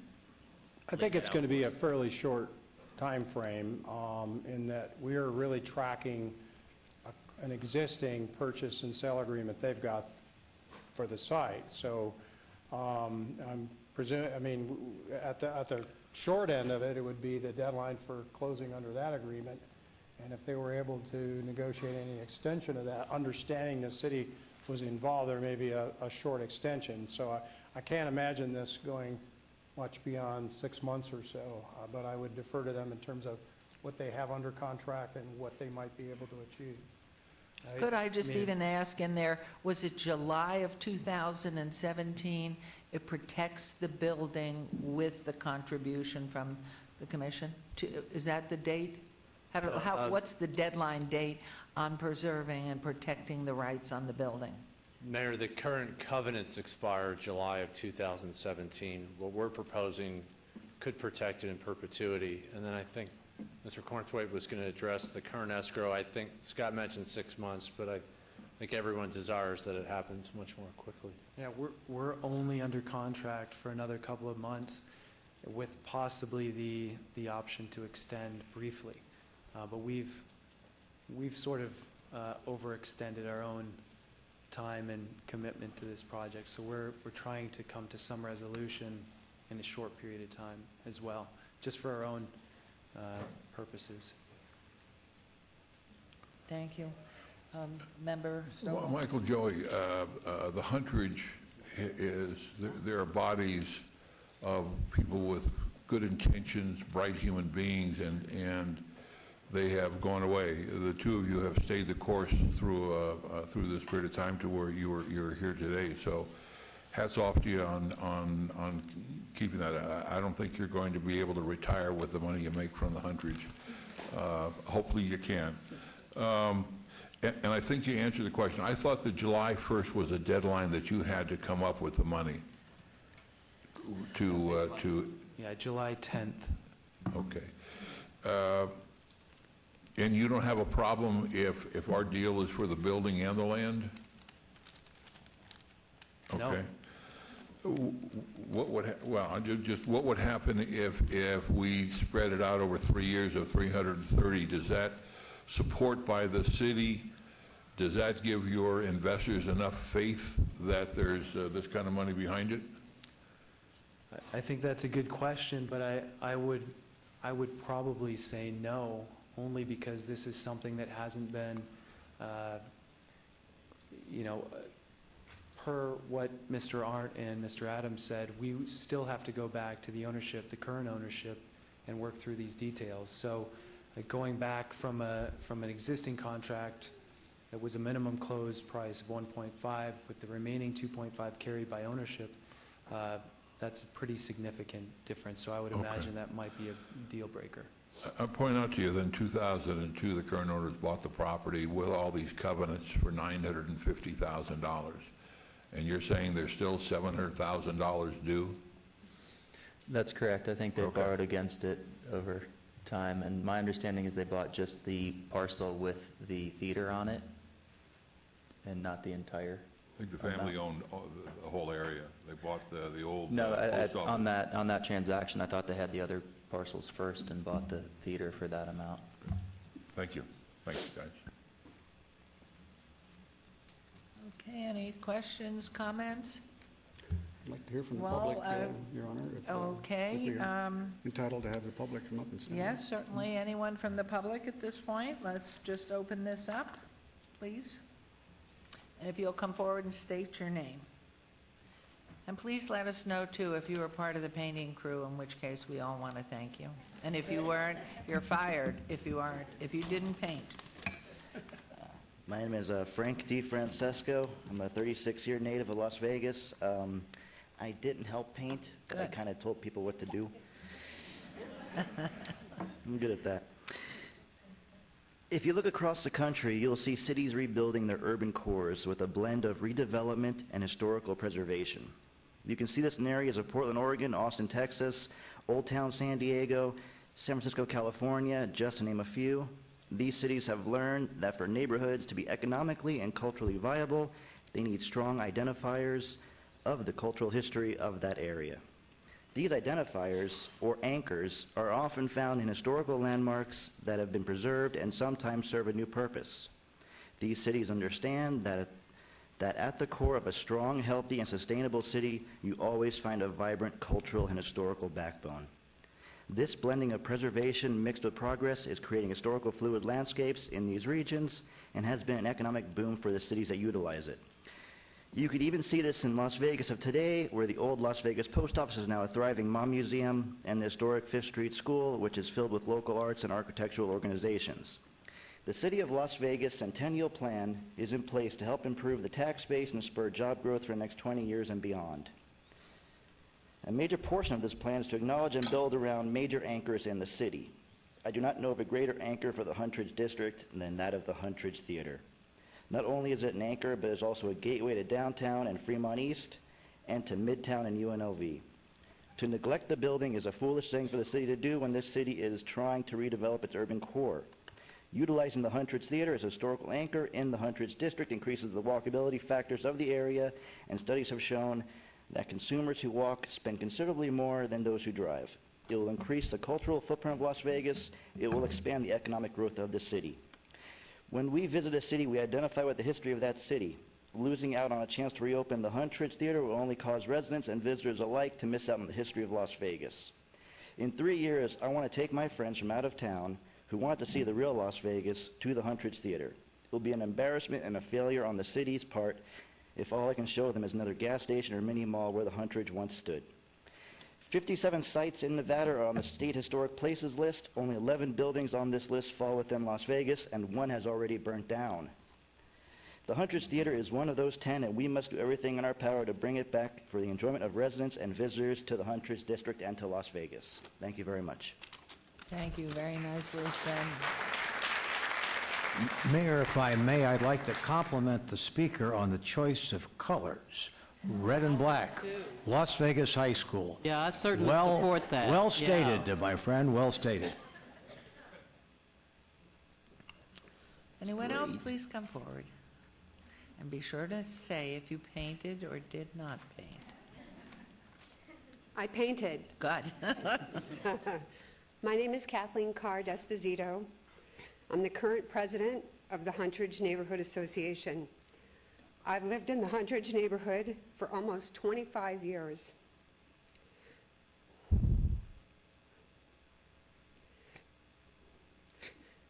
Carefully crafted, this one.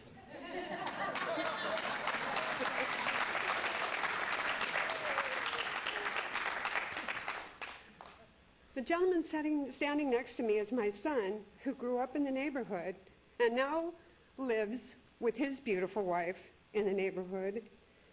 And we're standing here together to represent for you, to stand here in front of you and represent that generational love for the Huntridge Theater. It's interesting that we're here during Historic Preservation Month, and I want to thank you guys for allowing us this time with you. I'm getting my stride here. Give me just a second. As a neighborhood, we've seen and heard a lot of ideas of what can and should be done with the Huntridge Theater. I think if you were going to ever say, hey, let me find a couple of smart guys and let them go for it and see what they can do, it would be those guys. I could sleep easy at night knowing that the theater is in their hands. The neighborhood strongly supports moving forward to purchase the land beneath the theater so that the entire project can get that shot in the arm that it so rightly deserves. Why does it deserve that? Because this particular preservation is central to the economic stability of one of Las Vegas's oldest communities. Yes, I use the C word, okay? Community. We are a community. We are a community of neighborhoods, families, friends, business people that all work together for the common good and quality of life. Quality of life. Preservation is directly related not only to economic stability. I don't have to tell you what I fear the results of an abandoned theater would be, but preservation is also related to the quality of life. Historic buildings separate us from the Strip and the suburbs more so than any other man-made element. A lot of quality of life activities occur in those historic buildings, and Bob, you know this, libraries, museums, theaters, all quality of life. The quality of these old buildings within a neighborhood says everything about their respective communities. I strongly urge this commission to commit to our community, to our quality of life, our economic well-being, and the representation of who we are. If we allow this building to die, we will lose some of the most precious history and memories made in this city.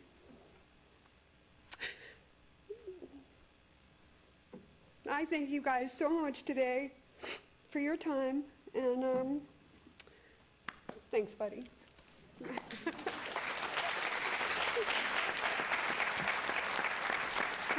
Okay, your strong arm's coming in right behind you. Go ahead, please. So my name's Graham Carr. I'm the president of the Huntridge Neighborhood Association's president. I'm her son, so first son. You know, this theater, it's been closed. The first time I ever told my wife I loved her was in this theater. I mean, I learned how to play music at Mahoney's across the street. A lot of us remember the area. I remember the roof caving in. But I also remember it being the only place my mom would let me go when I was younger and come home when the show was over. You know, this theater, while currently a blight on that corner, is really in the shadow of an amazing thing happening in the surrounding community. I don't know if, I know that the councilman is a part of our Facebook group, but there's a lot of activity going on in the Huntridge all the time. There was a movie in the park last night, and one in the park 2 weeks before that, and 2 weeks before that, and there's movies going on in that park all summer. There was a pet show just 3 weeks ago where everybody brought their dogs out. You know, the neighborhood itself is super active. While, you know, you sit up here and talk about the feasibility of the theater, one thing that nobody questions is the feasibility of the activity of the neighborhood. And I would argue that the Huntridge neighborhood, with which I'm a member of, I was born in, I was born at the Women's Hospital in Sahara, still an active community. When you wonder who's going to fill the theater, that's not a tough question to answer. Many of us that are in the room now were in a much different building just over 2 years ago when somebody wanted to make it something that it's not. We all came out in droves to support it not being a secondhand store, it not being a place where you could buy guns in our neighborhood. At the same time, I would say we're even louder in support now. I definitely chipped in the little bit that I had to offer for the crowdfunding campaign and have pledged every ounce of talent that I have toward making this thing open. I know that $1 million is a lot of money, and I also know that that giving it to some folks after a family has been so reckless with the property might even be tougher to stomach. But look no further than what's happened in this downtown community in the last 2 years, and like two people that I see at every positive outset are Michael and Joey, who spoke for you earlier. So really, to sum up what my mom said and what I've said, I think that this theater hasn't even close to reached its renaissance. I know we have a long way to go, but there's no shortage of great people that will fill it up and protect it and keep it open, and hopefully all of our children will be able to benefit from it one day, like I've been lucky enough to. Thank you guys very much. Thank you. Thank you. Mayor, may I say something? Yes, Ms. Brown. Yeah, it would be very difficult for me to not support their passion, and because I have the same passion for the neighborhood that I grew up in. And obviously, it does cause me concern when I hear that you have $1.5 million with a $700,000 lien and $3 million to upgrade the property. It makes me, of course, you start to wonder, well, where are those funds coming from? Because those are large dollars, in my opinion. But I do certainly respect your passion, and I certainly hope there's some way we can get through this. Thank you. Please, and be sure to make your name, please. Did Hi, you paint? Bob Bellis. Did Excuse you me? paint? I didn't. I was in Mexico. You'll do double duty. Please go ahead and say your name. My name is Bob Bellis. I'm the president of the Giants Park Neighborhood Association, and I'm also on the Historic Preservation Commission. And I don't have a long speech or anything. I just wanted to say that I've lived in that neighborhood for 25 years. The Huntridge was such an important part of our community, and now it's just blight. And I think, there's going to be problems with the contracts. There's going to be problems that you guys will have to figure out. But $1 million investment on something that's so important to be, a landmark in our neighborhood, I think is a really small investment to make. Thanks. Thank you.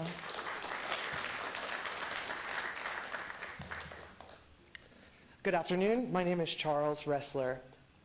It is my honor every day to stand by the side of Joey Venice as we build First Friday.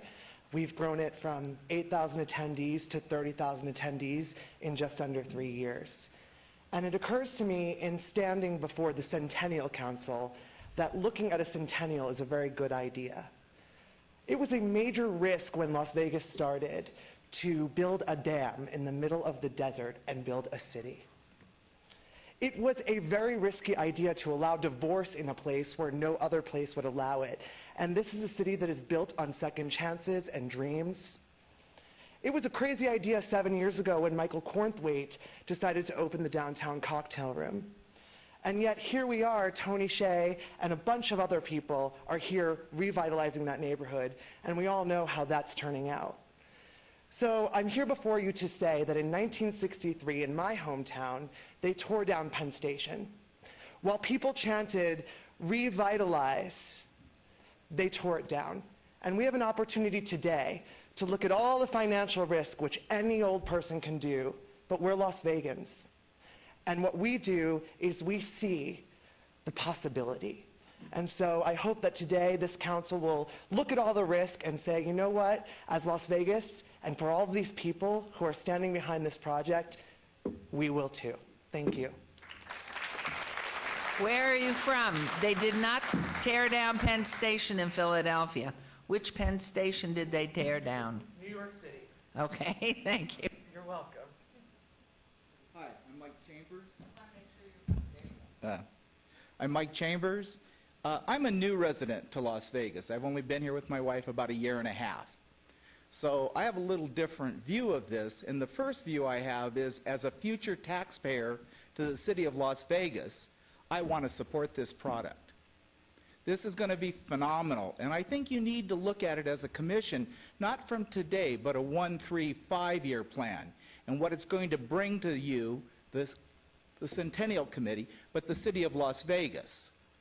So when you're allocating $1 million, which in my mind is not a lot of money, I think it's a very reasonable price for an area that's been ignored for a long time. But if you look at that street, it is going to be a great street. And you have the opportunity to get in cheap. The other thing is, replied to the carefully crafted plan. You people hire professionals to make those decisions for you. Let them do it. If you wait for the detail to be here, this isn't going to happen. You need to have some faith in your staff. You have to have some faith in you as a commission, and you have to have faith in this city council. This is a great city. That's why I moved here. So I think just from your position, this is only a small step, but it is by far the most important step. Because if you don't do this, it dies. Give it a chance and give them the $1 million. Thank you. Thank you.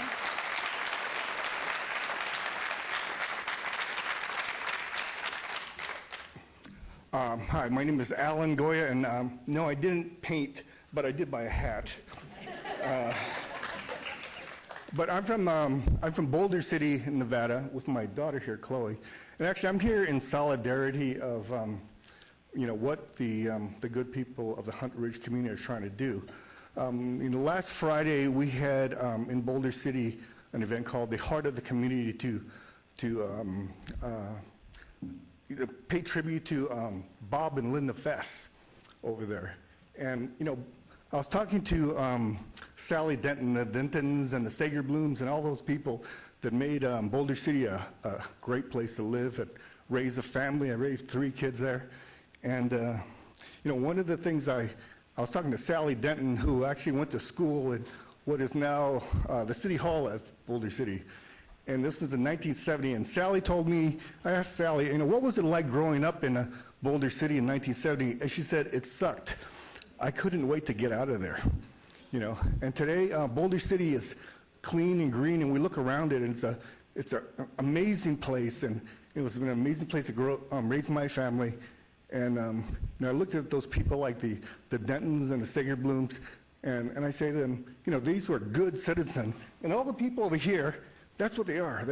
They're just good citizens, and they're trying to, save their town. So be brave, Las Vegas. Save your historic districts. Thank you. Thank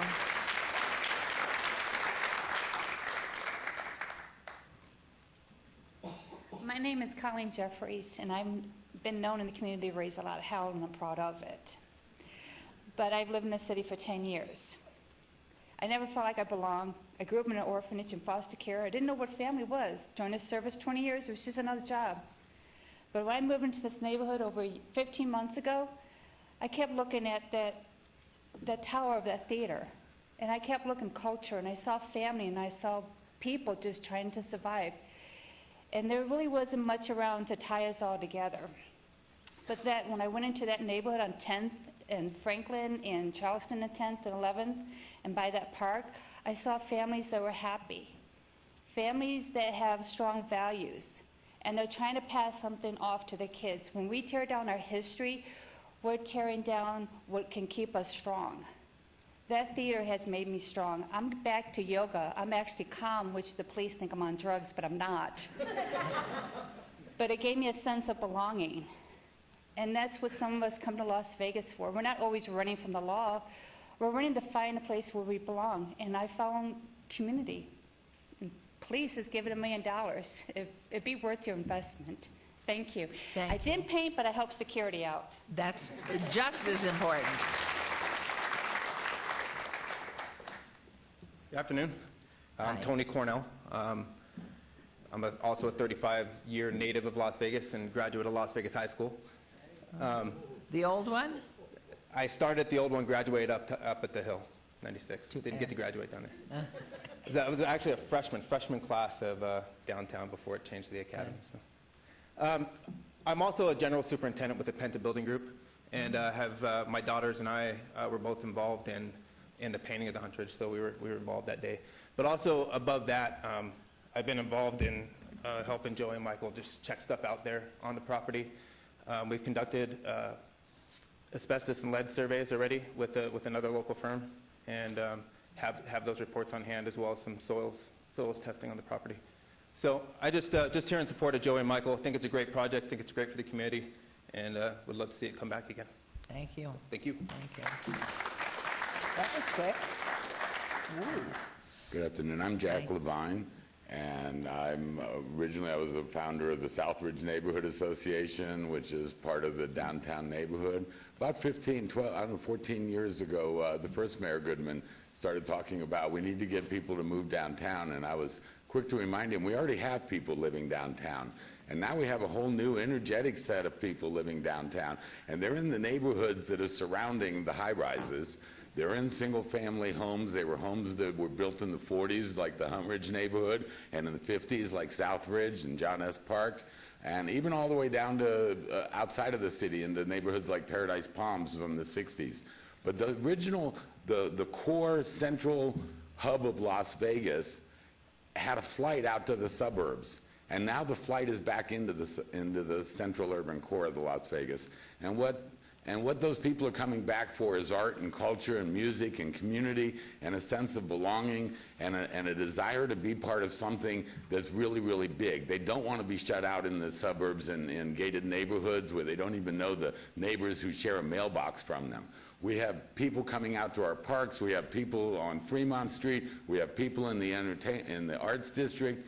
And the Humbridge Theater acts as the third corner of the entire downtown district. We have Fremont Street on the north. We have the Arts District. We have the Humbridge Theater. It needs to be there, and it needs to be a major piece of what the first Mayor Goodman started talking about, is we need to rebuild downtown. So I really encourage you to help get this to the next step where we can actually get the big investors back out in order to finish the sale, finish the restoration, and finish the revitalization of downtown. Thank you. Thank you. My name is Ziggy Ziegler. I'm the newest member of the Huntridge community. I moved in there 3 days ago because I believe in what they're doing down there. I came here 4 months ago and volunteered for the Life Cube. I don't know if you know the Life Cube, but the Life Cube is we burned downtown. We burned 1 million wishes and about 10,000 paintings and sent them to the universe. My wish was that Tony Hsieh and what they're doing down here in the downtown would continue to happen. I told them, I looked them in the eye, and I said that more people have looked me in the eye in the 4 months I've been in Las Vegas than in all my life. And I appreciate what he's doing here because community is forming. And I've been working with Joey for 4 months now on First Friday, and I love his work ethic, I love the morale, and I love what he's doing. I'm here to tell you I support it. I rented a house in the neighborhood, and I'm counting on you because I'm also working at Dig Architectural Firm, and I hear all the money coming to town. They're not talking like Joey's talking. They're talking tear it down, build up something in a box, and if the city has the opportunity to put $1 million, make sure this building doesn't get tore down, and somebody like this takes a hold of it, they should do it. They should step forward and make that call. Thank you. Thank you.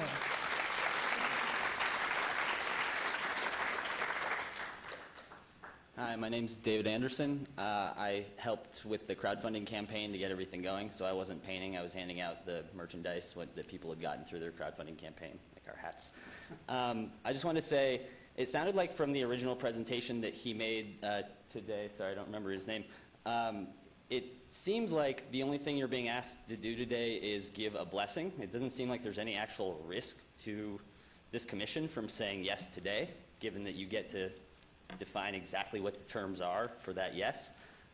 When you compare that with the effect it could have on trying to bring the project forward and what people would think if the commission declines to even move forward at this step with no seeming immediate risk to itself, that doesn't seem like a hard decision to me to make, but that's all I wanted to say. Thank you very much. Thank you.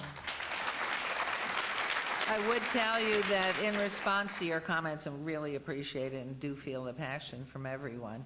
That $1 million, there's a certain amount of money comes in from the license plates from the state, and that has to be divided up among all the other applicants for historical ventures.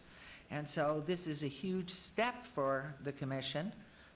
It has been, it is certainly, we understand. One of the biggest pieces that's missing, however, is big private sector money that is available out there.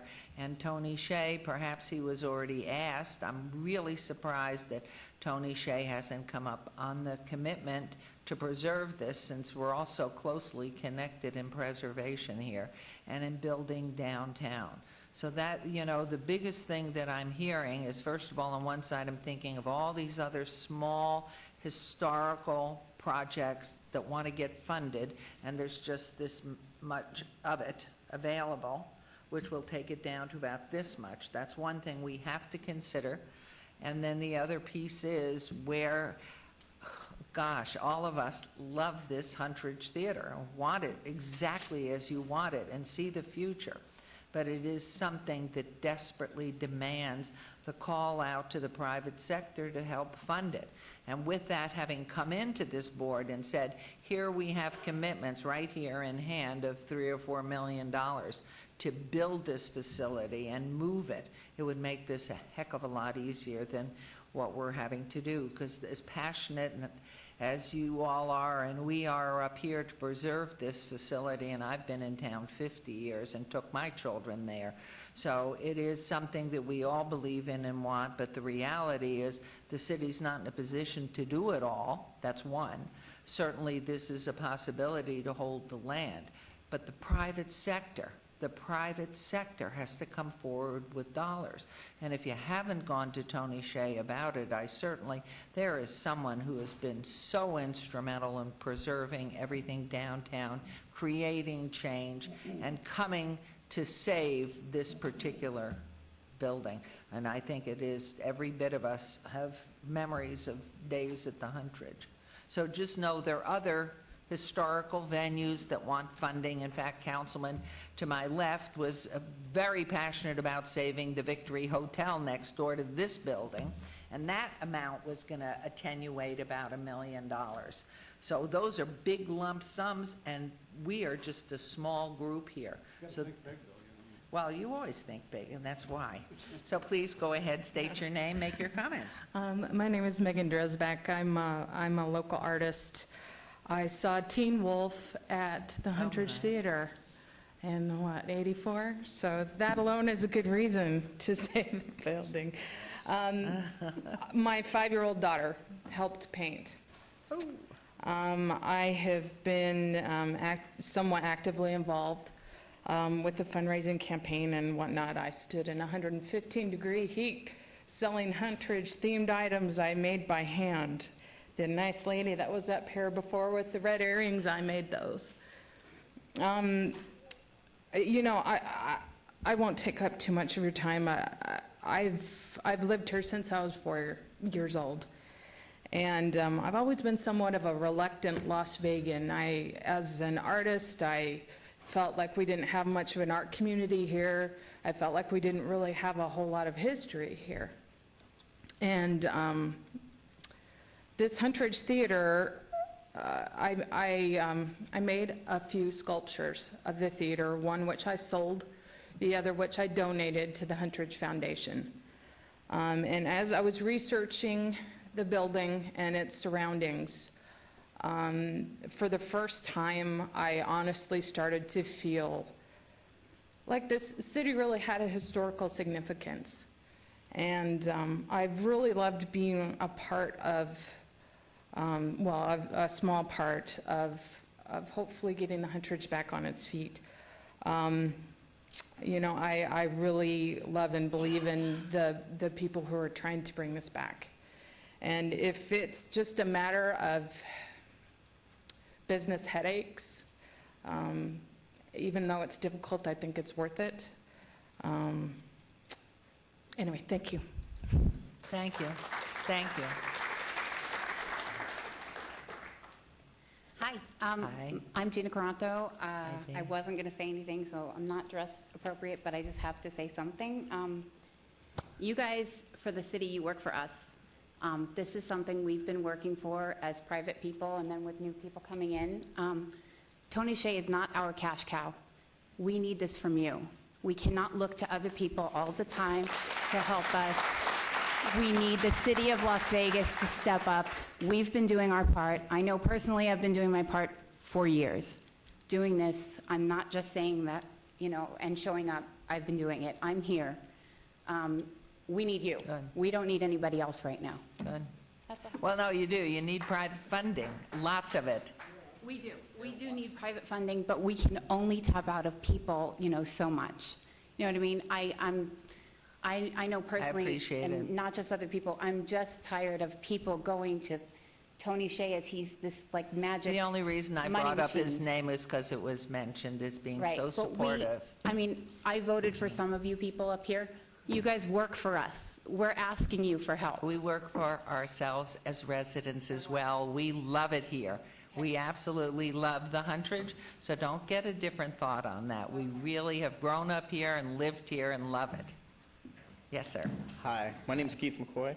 I wasn't planning on speaking today either, but I've heard so many people talk about the Huntridge Theater. I was there to paint, I actually coordinated all the volunteers. I did the shirts and the hats and worked with First Friday as well. I want to publicly thank Joey and Michael for what they've done.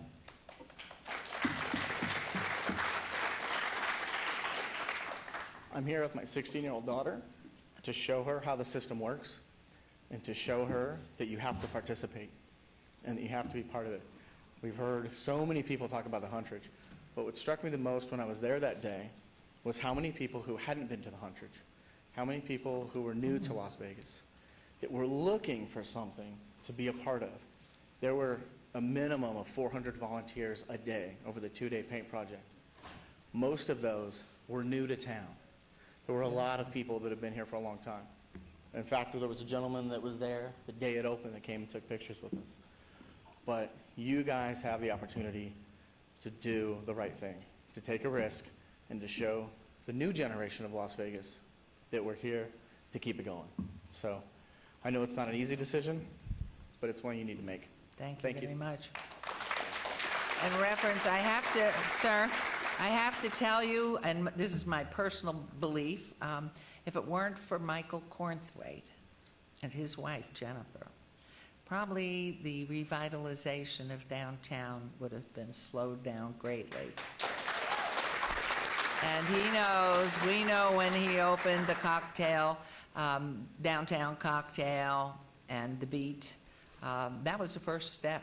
And he was the one that really brought the people together along with those from the El Cortez to go ahead and get that the cabanas going, the remodel of the El Cortez, and then, of course, to persuade Tony Shea and Zappos to come on downtown and be involved in this. So we really do know that gentleman over there who's been here quite some time with the enthusiasm and puts himself right into it all the time. So we know how important he's been, and certainly Joey since he's been here too. So thank you.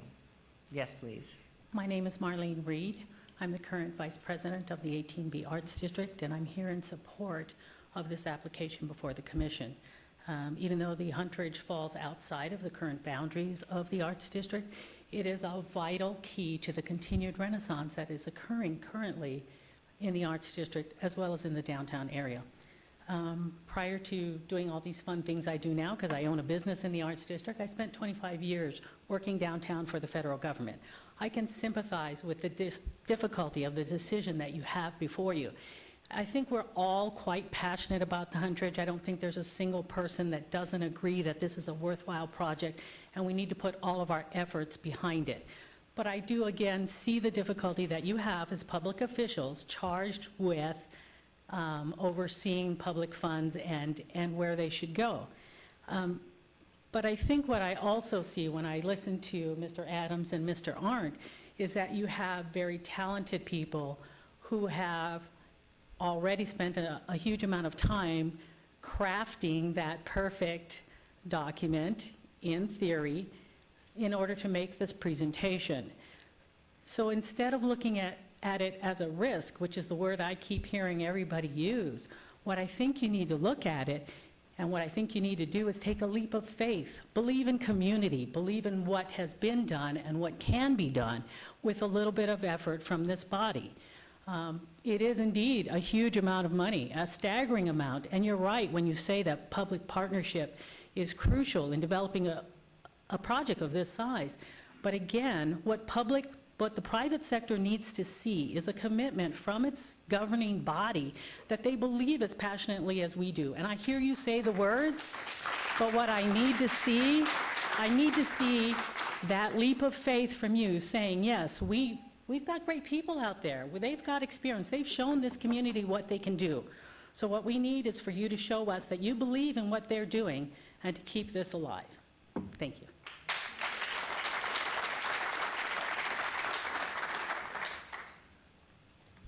Hello, my name is Melissa Clary. I'm a homeowner in the Huntridge neighborhood. I actually revived the Huntridge Neighborhood Association about 3 years ago, and I'd like to think that I had a bit of a stake in getting all the community events going again in the downtown area. Part of that neighborhood's appeal has long been the theater, And rather than reiterate everything you've heard today, I guess I just want to emphasize the importance of the preservation of the theater, and in working with the State Historic Preservation Commission. I helped co-found a nonprofit, the Huntridge Foundation, which was previously referred to, just to add to the effort of saving the Huntridge and to document and preserve its historic legacy. And in doing that, we've uncovered so much documentation that shows the city's involvement, the state's involvement, and it really is imperative that you get it right this time. And I think, Commissioner Stoddall, you have a lot of the institutional knowledge here that's going to be important in this deal. And I am extremely worried about the default and everything going back to the current owner. Because I think we all know the covenants have lapsed with that owner. We know the risk there. And I guess I just want to emphasize that you get those details fine-tuned in this deal so that we can all rest easy. I have faith in these gentlemen behind the deal. I know all of the neighborhood supports this. Really, it's pretty, I think there's online user comments on some of the RJ and stuff where you find like people who I don't even know if they go downtown say, blow it up. But I think the majority of Las Vegas is behind it, which is showed in the crowdfunding campaign and numerous other actions. So get it right. Thank you.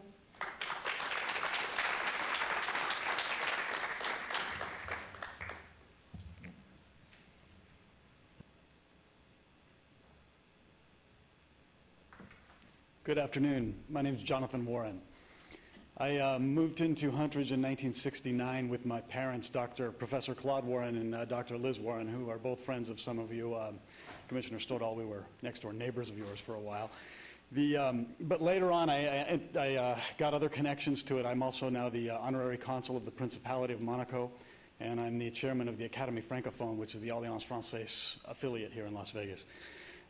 That drove me back to the Huntridge because of the fact that the Huntridge was instigated by my predecessor in my consular post, the honorary consul of Monaco, appointed in 1955, Henry Lee Hunt. He named it for his father, Lee S.J. Hunt, who died in Las Vegas in 1933. Does anybody know where he's buried? His ashes were scattered on Lake Mead by his request in 1937. Henry Lee Hunt died in 1972.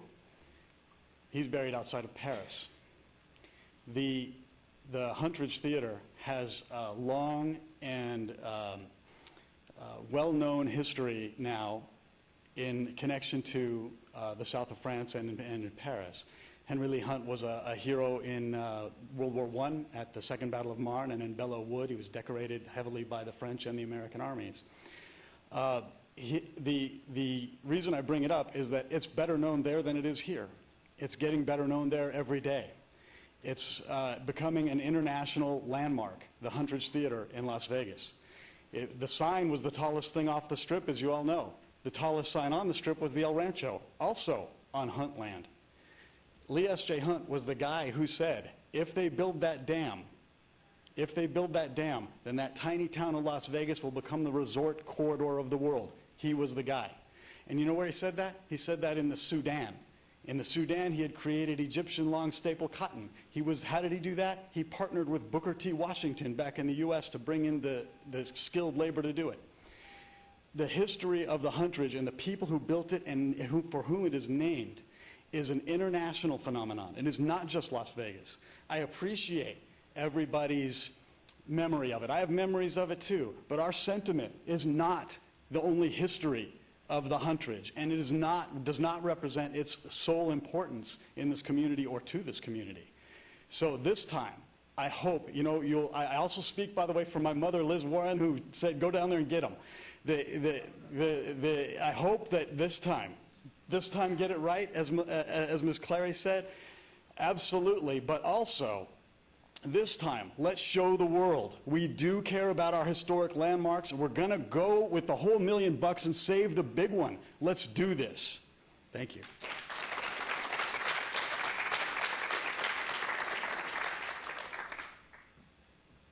Hello, my name's Oscar Sita, and I live in Huntridge. I also worked for the City of Las Vegas for 11 years. You guys put me through college, so thank you for that. But I'm here in support of this project, and I recognize the economic concerns, but the economic concerns, the rational economic concerns did not build the pyramids, did not build Chartres Cathedral in Notre Dame. There's two things that are going to bring people together, communities: fear or hope. So we know the Huntridge is a symbol of hope, and if we don't keep it and we don't preserve it, and we don't find a way to control it from the bad owners that have not really done anybody a service to themselves or anyone else. So I thank you for your time, and I just wanted to make those comments, and I hope you will all look into your hearts and make the right choice for everyone. Thank you. Thank you.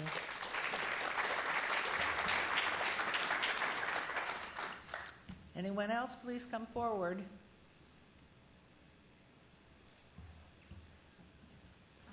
Hello, my name is Chloe Goya, daughter of Alan Goya, and I grew up here, or in Boulder City, and I had to leave to find work, but part of what drew me back was the revitalization, not only of the arts, but of new business, and I just wanted to thank you for your consideration of this project, and I know that this is not the easy decision, that you have a lot of choices to make, but I hope that you consider this as one of your priorities. Thank you. Thank you.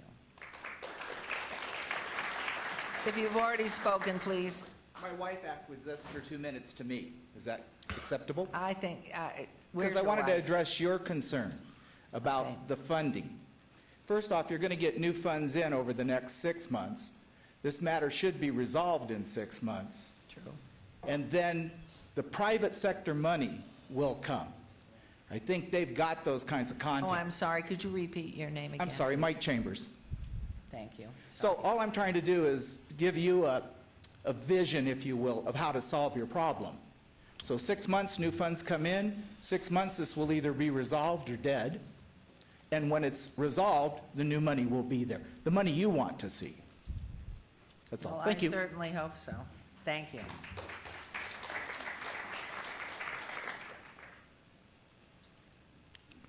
My name is Robert Reynolds. I did not help paint. I did do some free legal work to help out. I was on tour with the Killers at the time. I managed them, and I just want to also point out that they are very supportive, have given money to the cause, will be involved in programming, theater, as well as music. It strikes me, I have not been involved in politics in any way my whole life. Third generation Las Vegan, by the way. Went to the Huntridge as a kid, absolutely loved it. A lot of memories there. My grandfather ate every day at the Huntridge Diner as a lawyer, Robert Collister, if any of you know him. Spent a lot of time there, and I really want to see it preserved. But the main thing that I just wanted to say is thank you to you guys.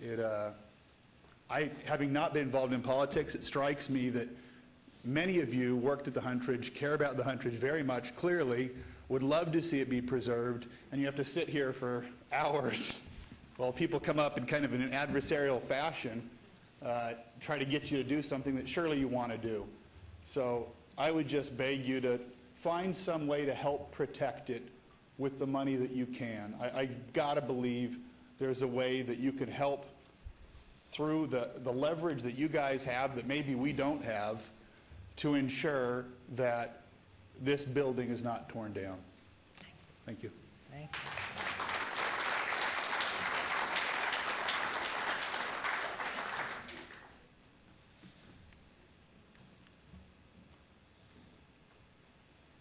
Hi, my name is Jude Stanion. I moved to Las Vegas about 2 years ago. It's been an amazing place to be. I just wanted to make the statement and kind of point out that this conversation is, we're just taking this attitude that this is some act of charity from the city, that you are giving this money to something. And I just want to point out that this is buying an asset in one of the hottest neighborhoods in the city. Property values in the Huntridge neighborhood in terms of houses sold the increase has been 42.9% from last year.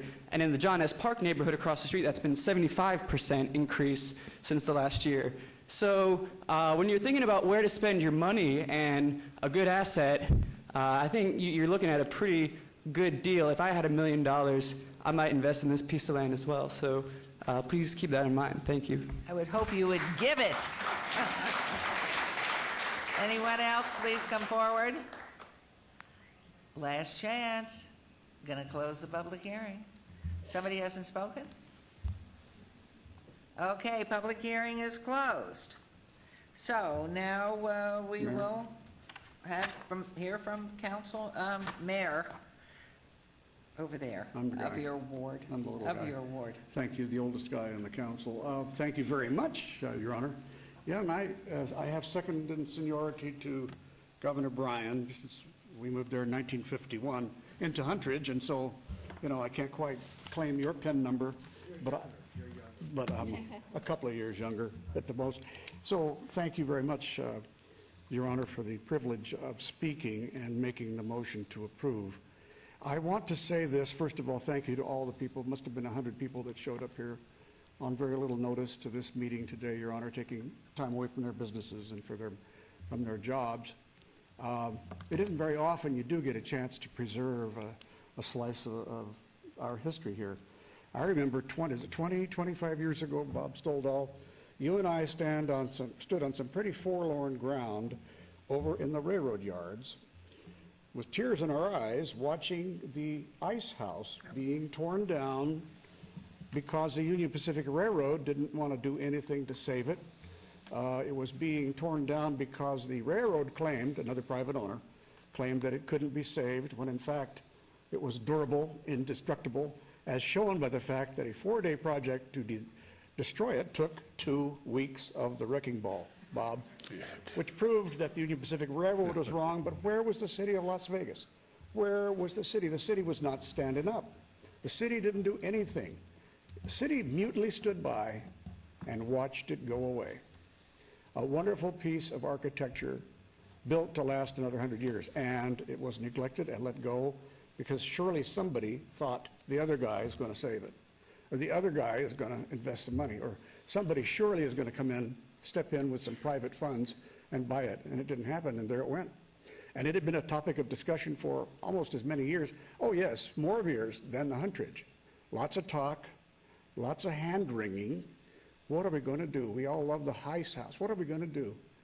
And we watched it get knocked down, Your Honor. And we now have an opportunity to trust ourselves because we're not asking, and we shouldn't be asking for every I to be dotted, T to be crossed. We shouldn't ask for every light to turn green before we try to cross the city. All we have to do today is trust the city council to make the right decision on all those fine points. City council has a wonderful staff. I believe I have the utmost confidence in my colleagues on the council to do the right thing. This council has been successful in spurring growth, you know, aiding it, pushing it, and it knows it has a good thing when it sees it, and Huntridge is a good thing. So I have no doubt in my mind that the council, you and I and Councilman Barlow, will make the right decision, and we will make sure that all the safeguards are in there before we buy a chunk of this land. You know, this money comes to us free, gratis, from people who donated it to us, to the city, to this commission, specifically for this purpose. It isn't tax money.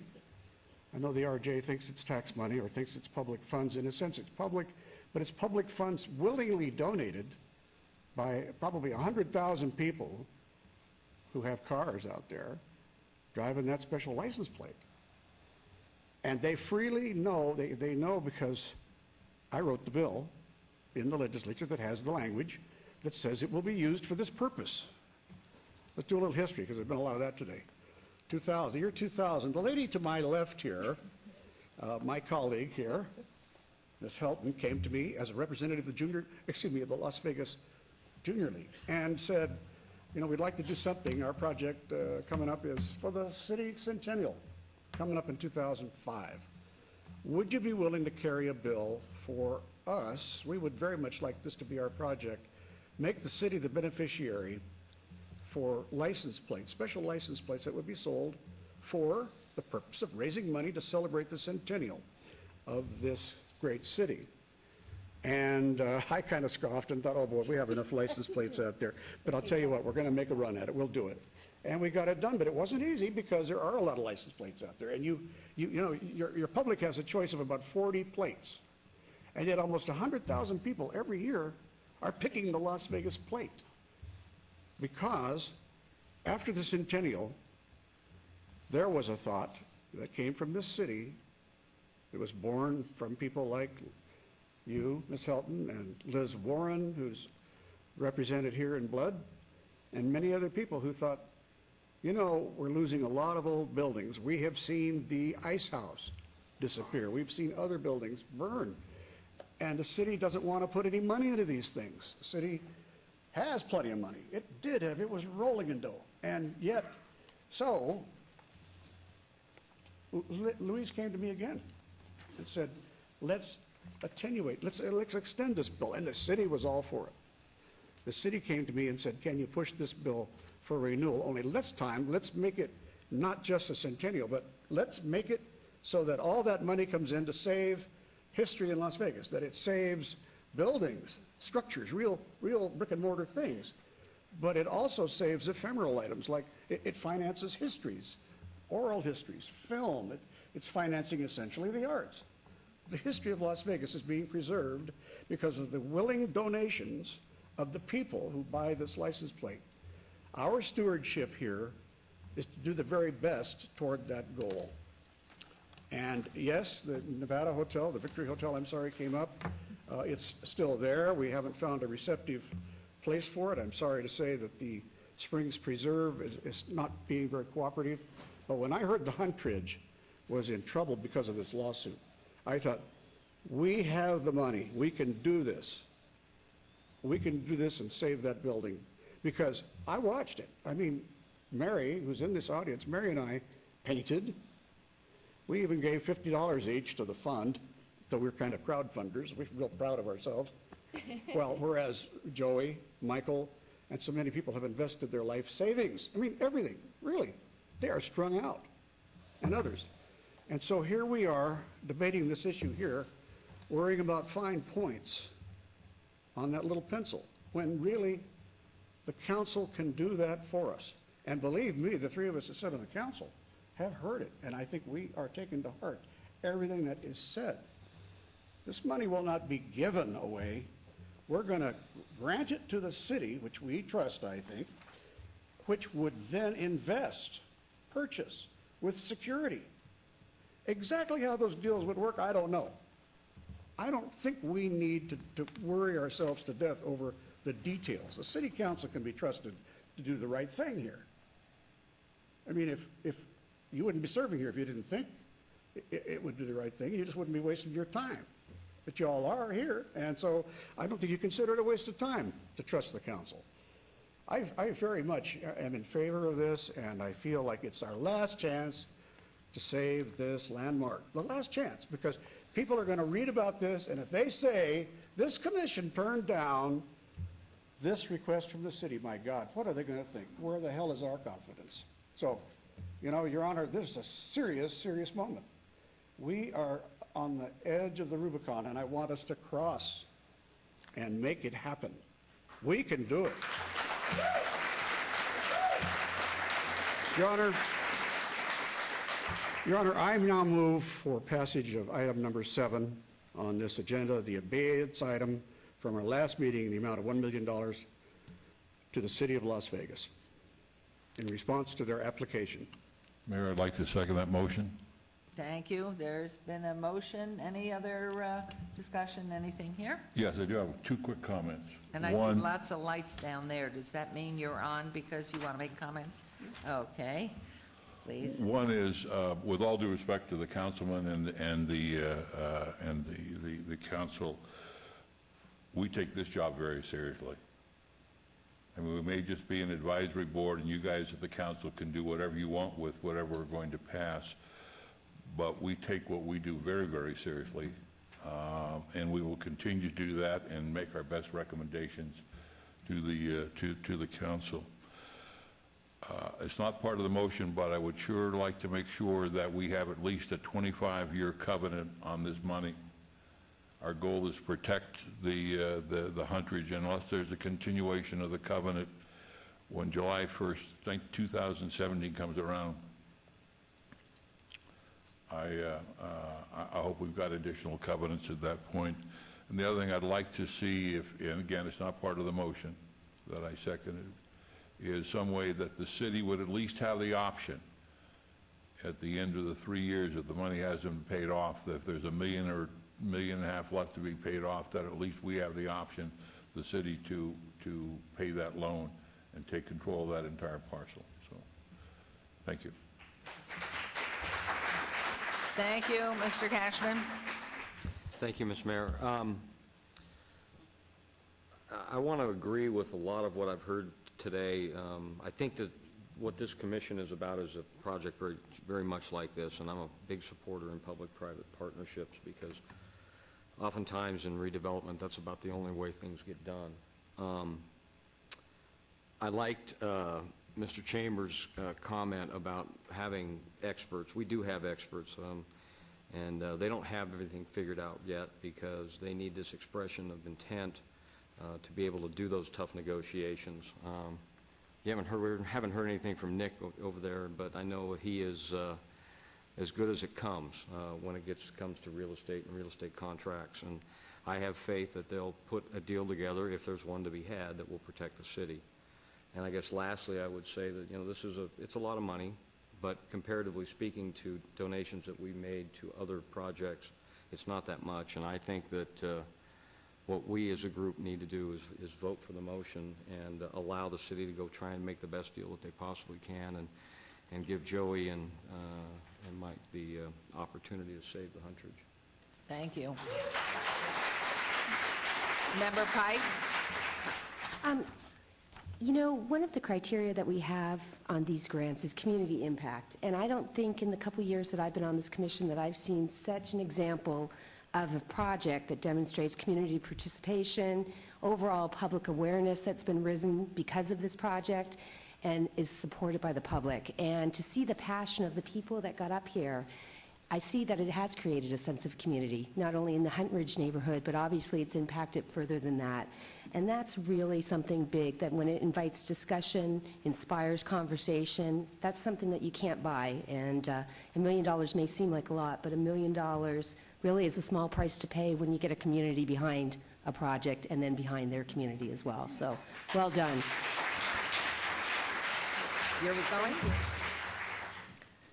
Well, as Bob told you, the license plate came from an idea that I had, and I have to tell you, that was born from me losing a house that I loved very much. And to see the passion that you all have for this building, it reminds me so much of where the genesis of this money came from.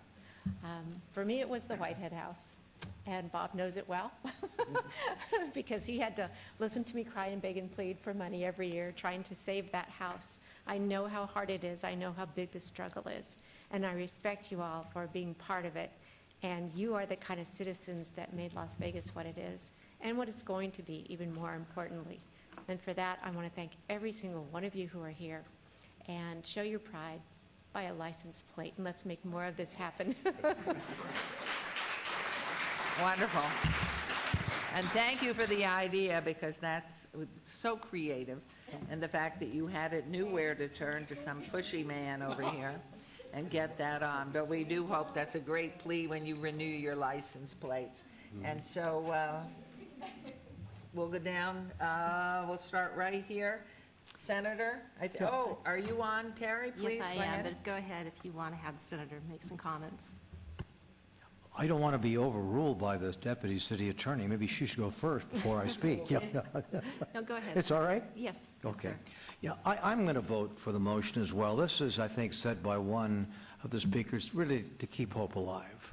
I've been here over 70 years. I've seen a lot of good projects that are highly promoted and promised don't come to reality. And so I must say that I have some reservation as to whether this plan can work. but I think I want to give it a chance. I grew up 2 houses, the Huntridge Theater. Most of my early years were surrounded in that neighborhood that so many of you live in today and love just as I did when I lived there many years ago. Mayor, I would hope that the city staff would come back and report to us periodically. I don't mean every meeting, but I want to be kept informed and involved. It'll be the council's decision, but I'd like us to be in a position, if we see this thing kind of going sideways, where we can at least offer some thoughts in terms of how we think it can get back on the track. So my vote is going to be in the affirmative to support it. Thank you. And Esther, and with the staff, I mean, I think that's really a wonderful suggestion, if we can come back not only to the council, but to this particular body that is moving forward, that they be updated as to how things are progressing. I think that would be great.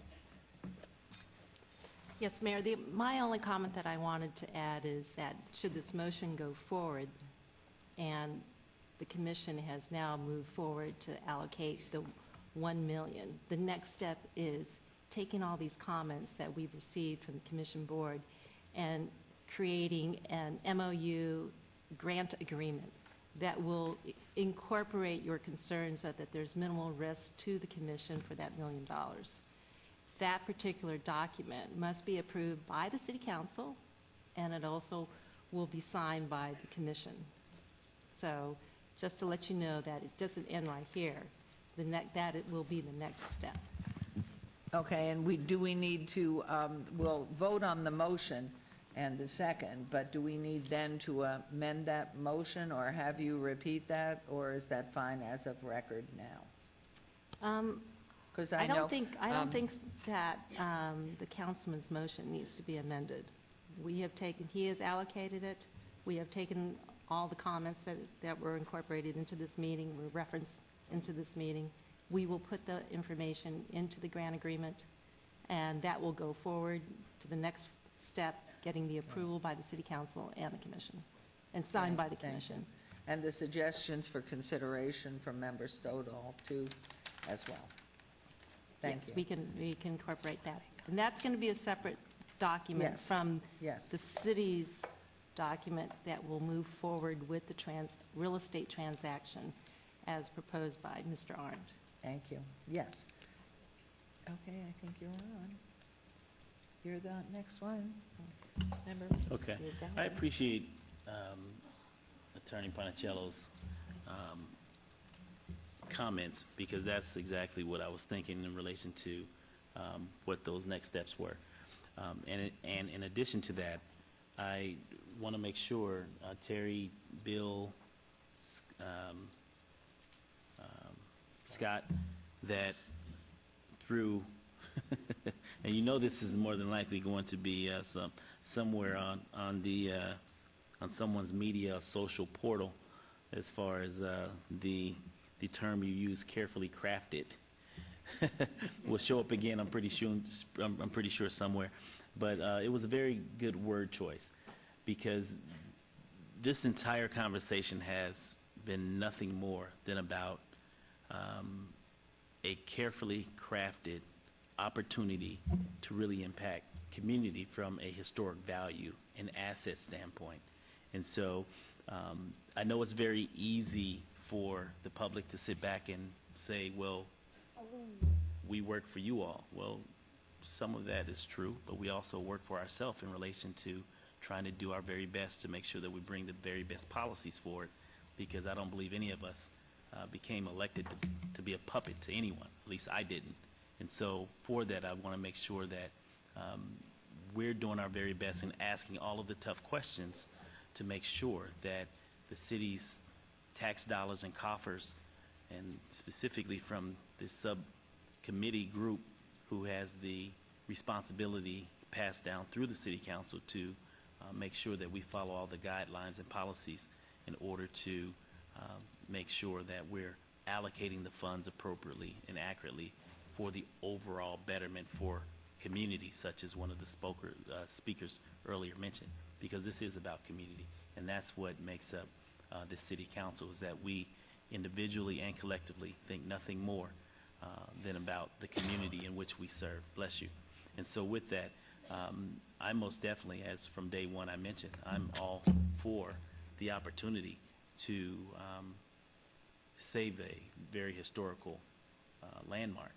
And there was a number of ideas and suggestions as to how we do that, but I believe with the carefully crafted language that will be coming forward, specifically as a backstop to make sure that this commission does not lose out on $1 million, because that is a significant amount of money that can be used in a number of areas and to a number of organizations around this valley that are doing just as wonderful things as what this LLC in the city of Las Vegas is going to attempt to do. So for that, I do support the item, Mayor, moving forward, and just making sure that the city of Las Vegas, once it gets to our desk, that we don't do anything prior to making sure that all of our I's are dotted and T's are crossed in relation to protecting the $1 million moving forward, so that it will give the LLC an opportunity to really stand and shine and open its doors once again, so that those of us who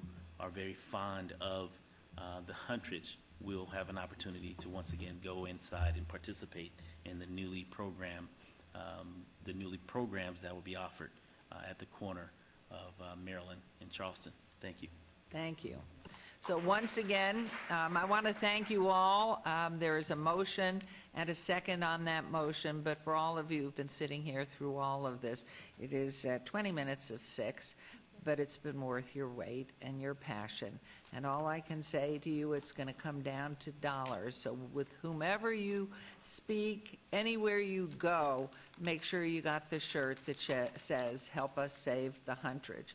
So with that, I'm going to call on the question now. All those in favor signify by aye. Aye. Opposed? Wait, I have a voice of absolute wisdom. Do you say aye? Yes. Aye. And the ayes have it. So thank you all. You did a good job. And so this meeting stands adjourned. Thank you very much. Mayor, We still have some- citizen participation. Don't leave so fast. Yeah. Anybody who wants to come up, I missed that last time too.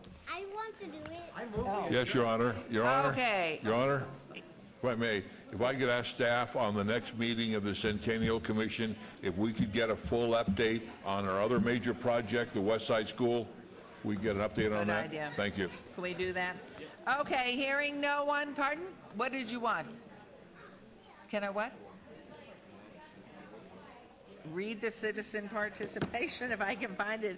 It's the last one and I skip over it. Citizen participation, public comment during this portion of the agenda must be limited to matters within the jurisdiction of the Commission. For Las Vegas Centennial, no subject may be acted upon by the Commission for the Las Vegas Centennial unless that subject is on the agenda scheduled for action. If you wish to be heard, give your name for the record. Amount of discussion on any single subject as well. Amount of time any speaker is allowed may be limited. And hearing and seeing none, I will close that. We are adjourned.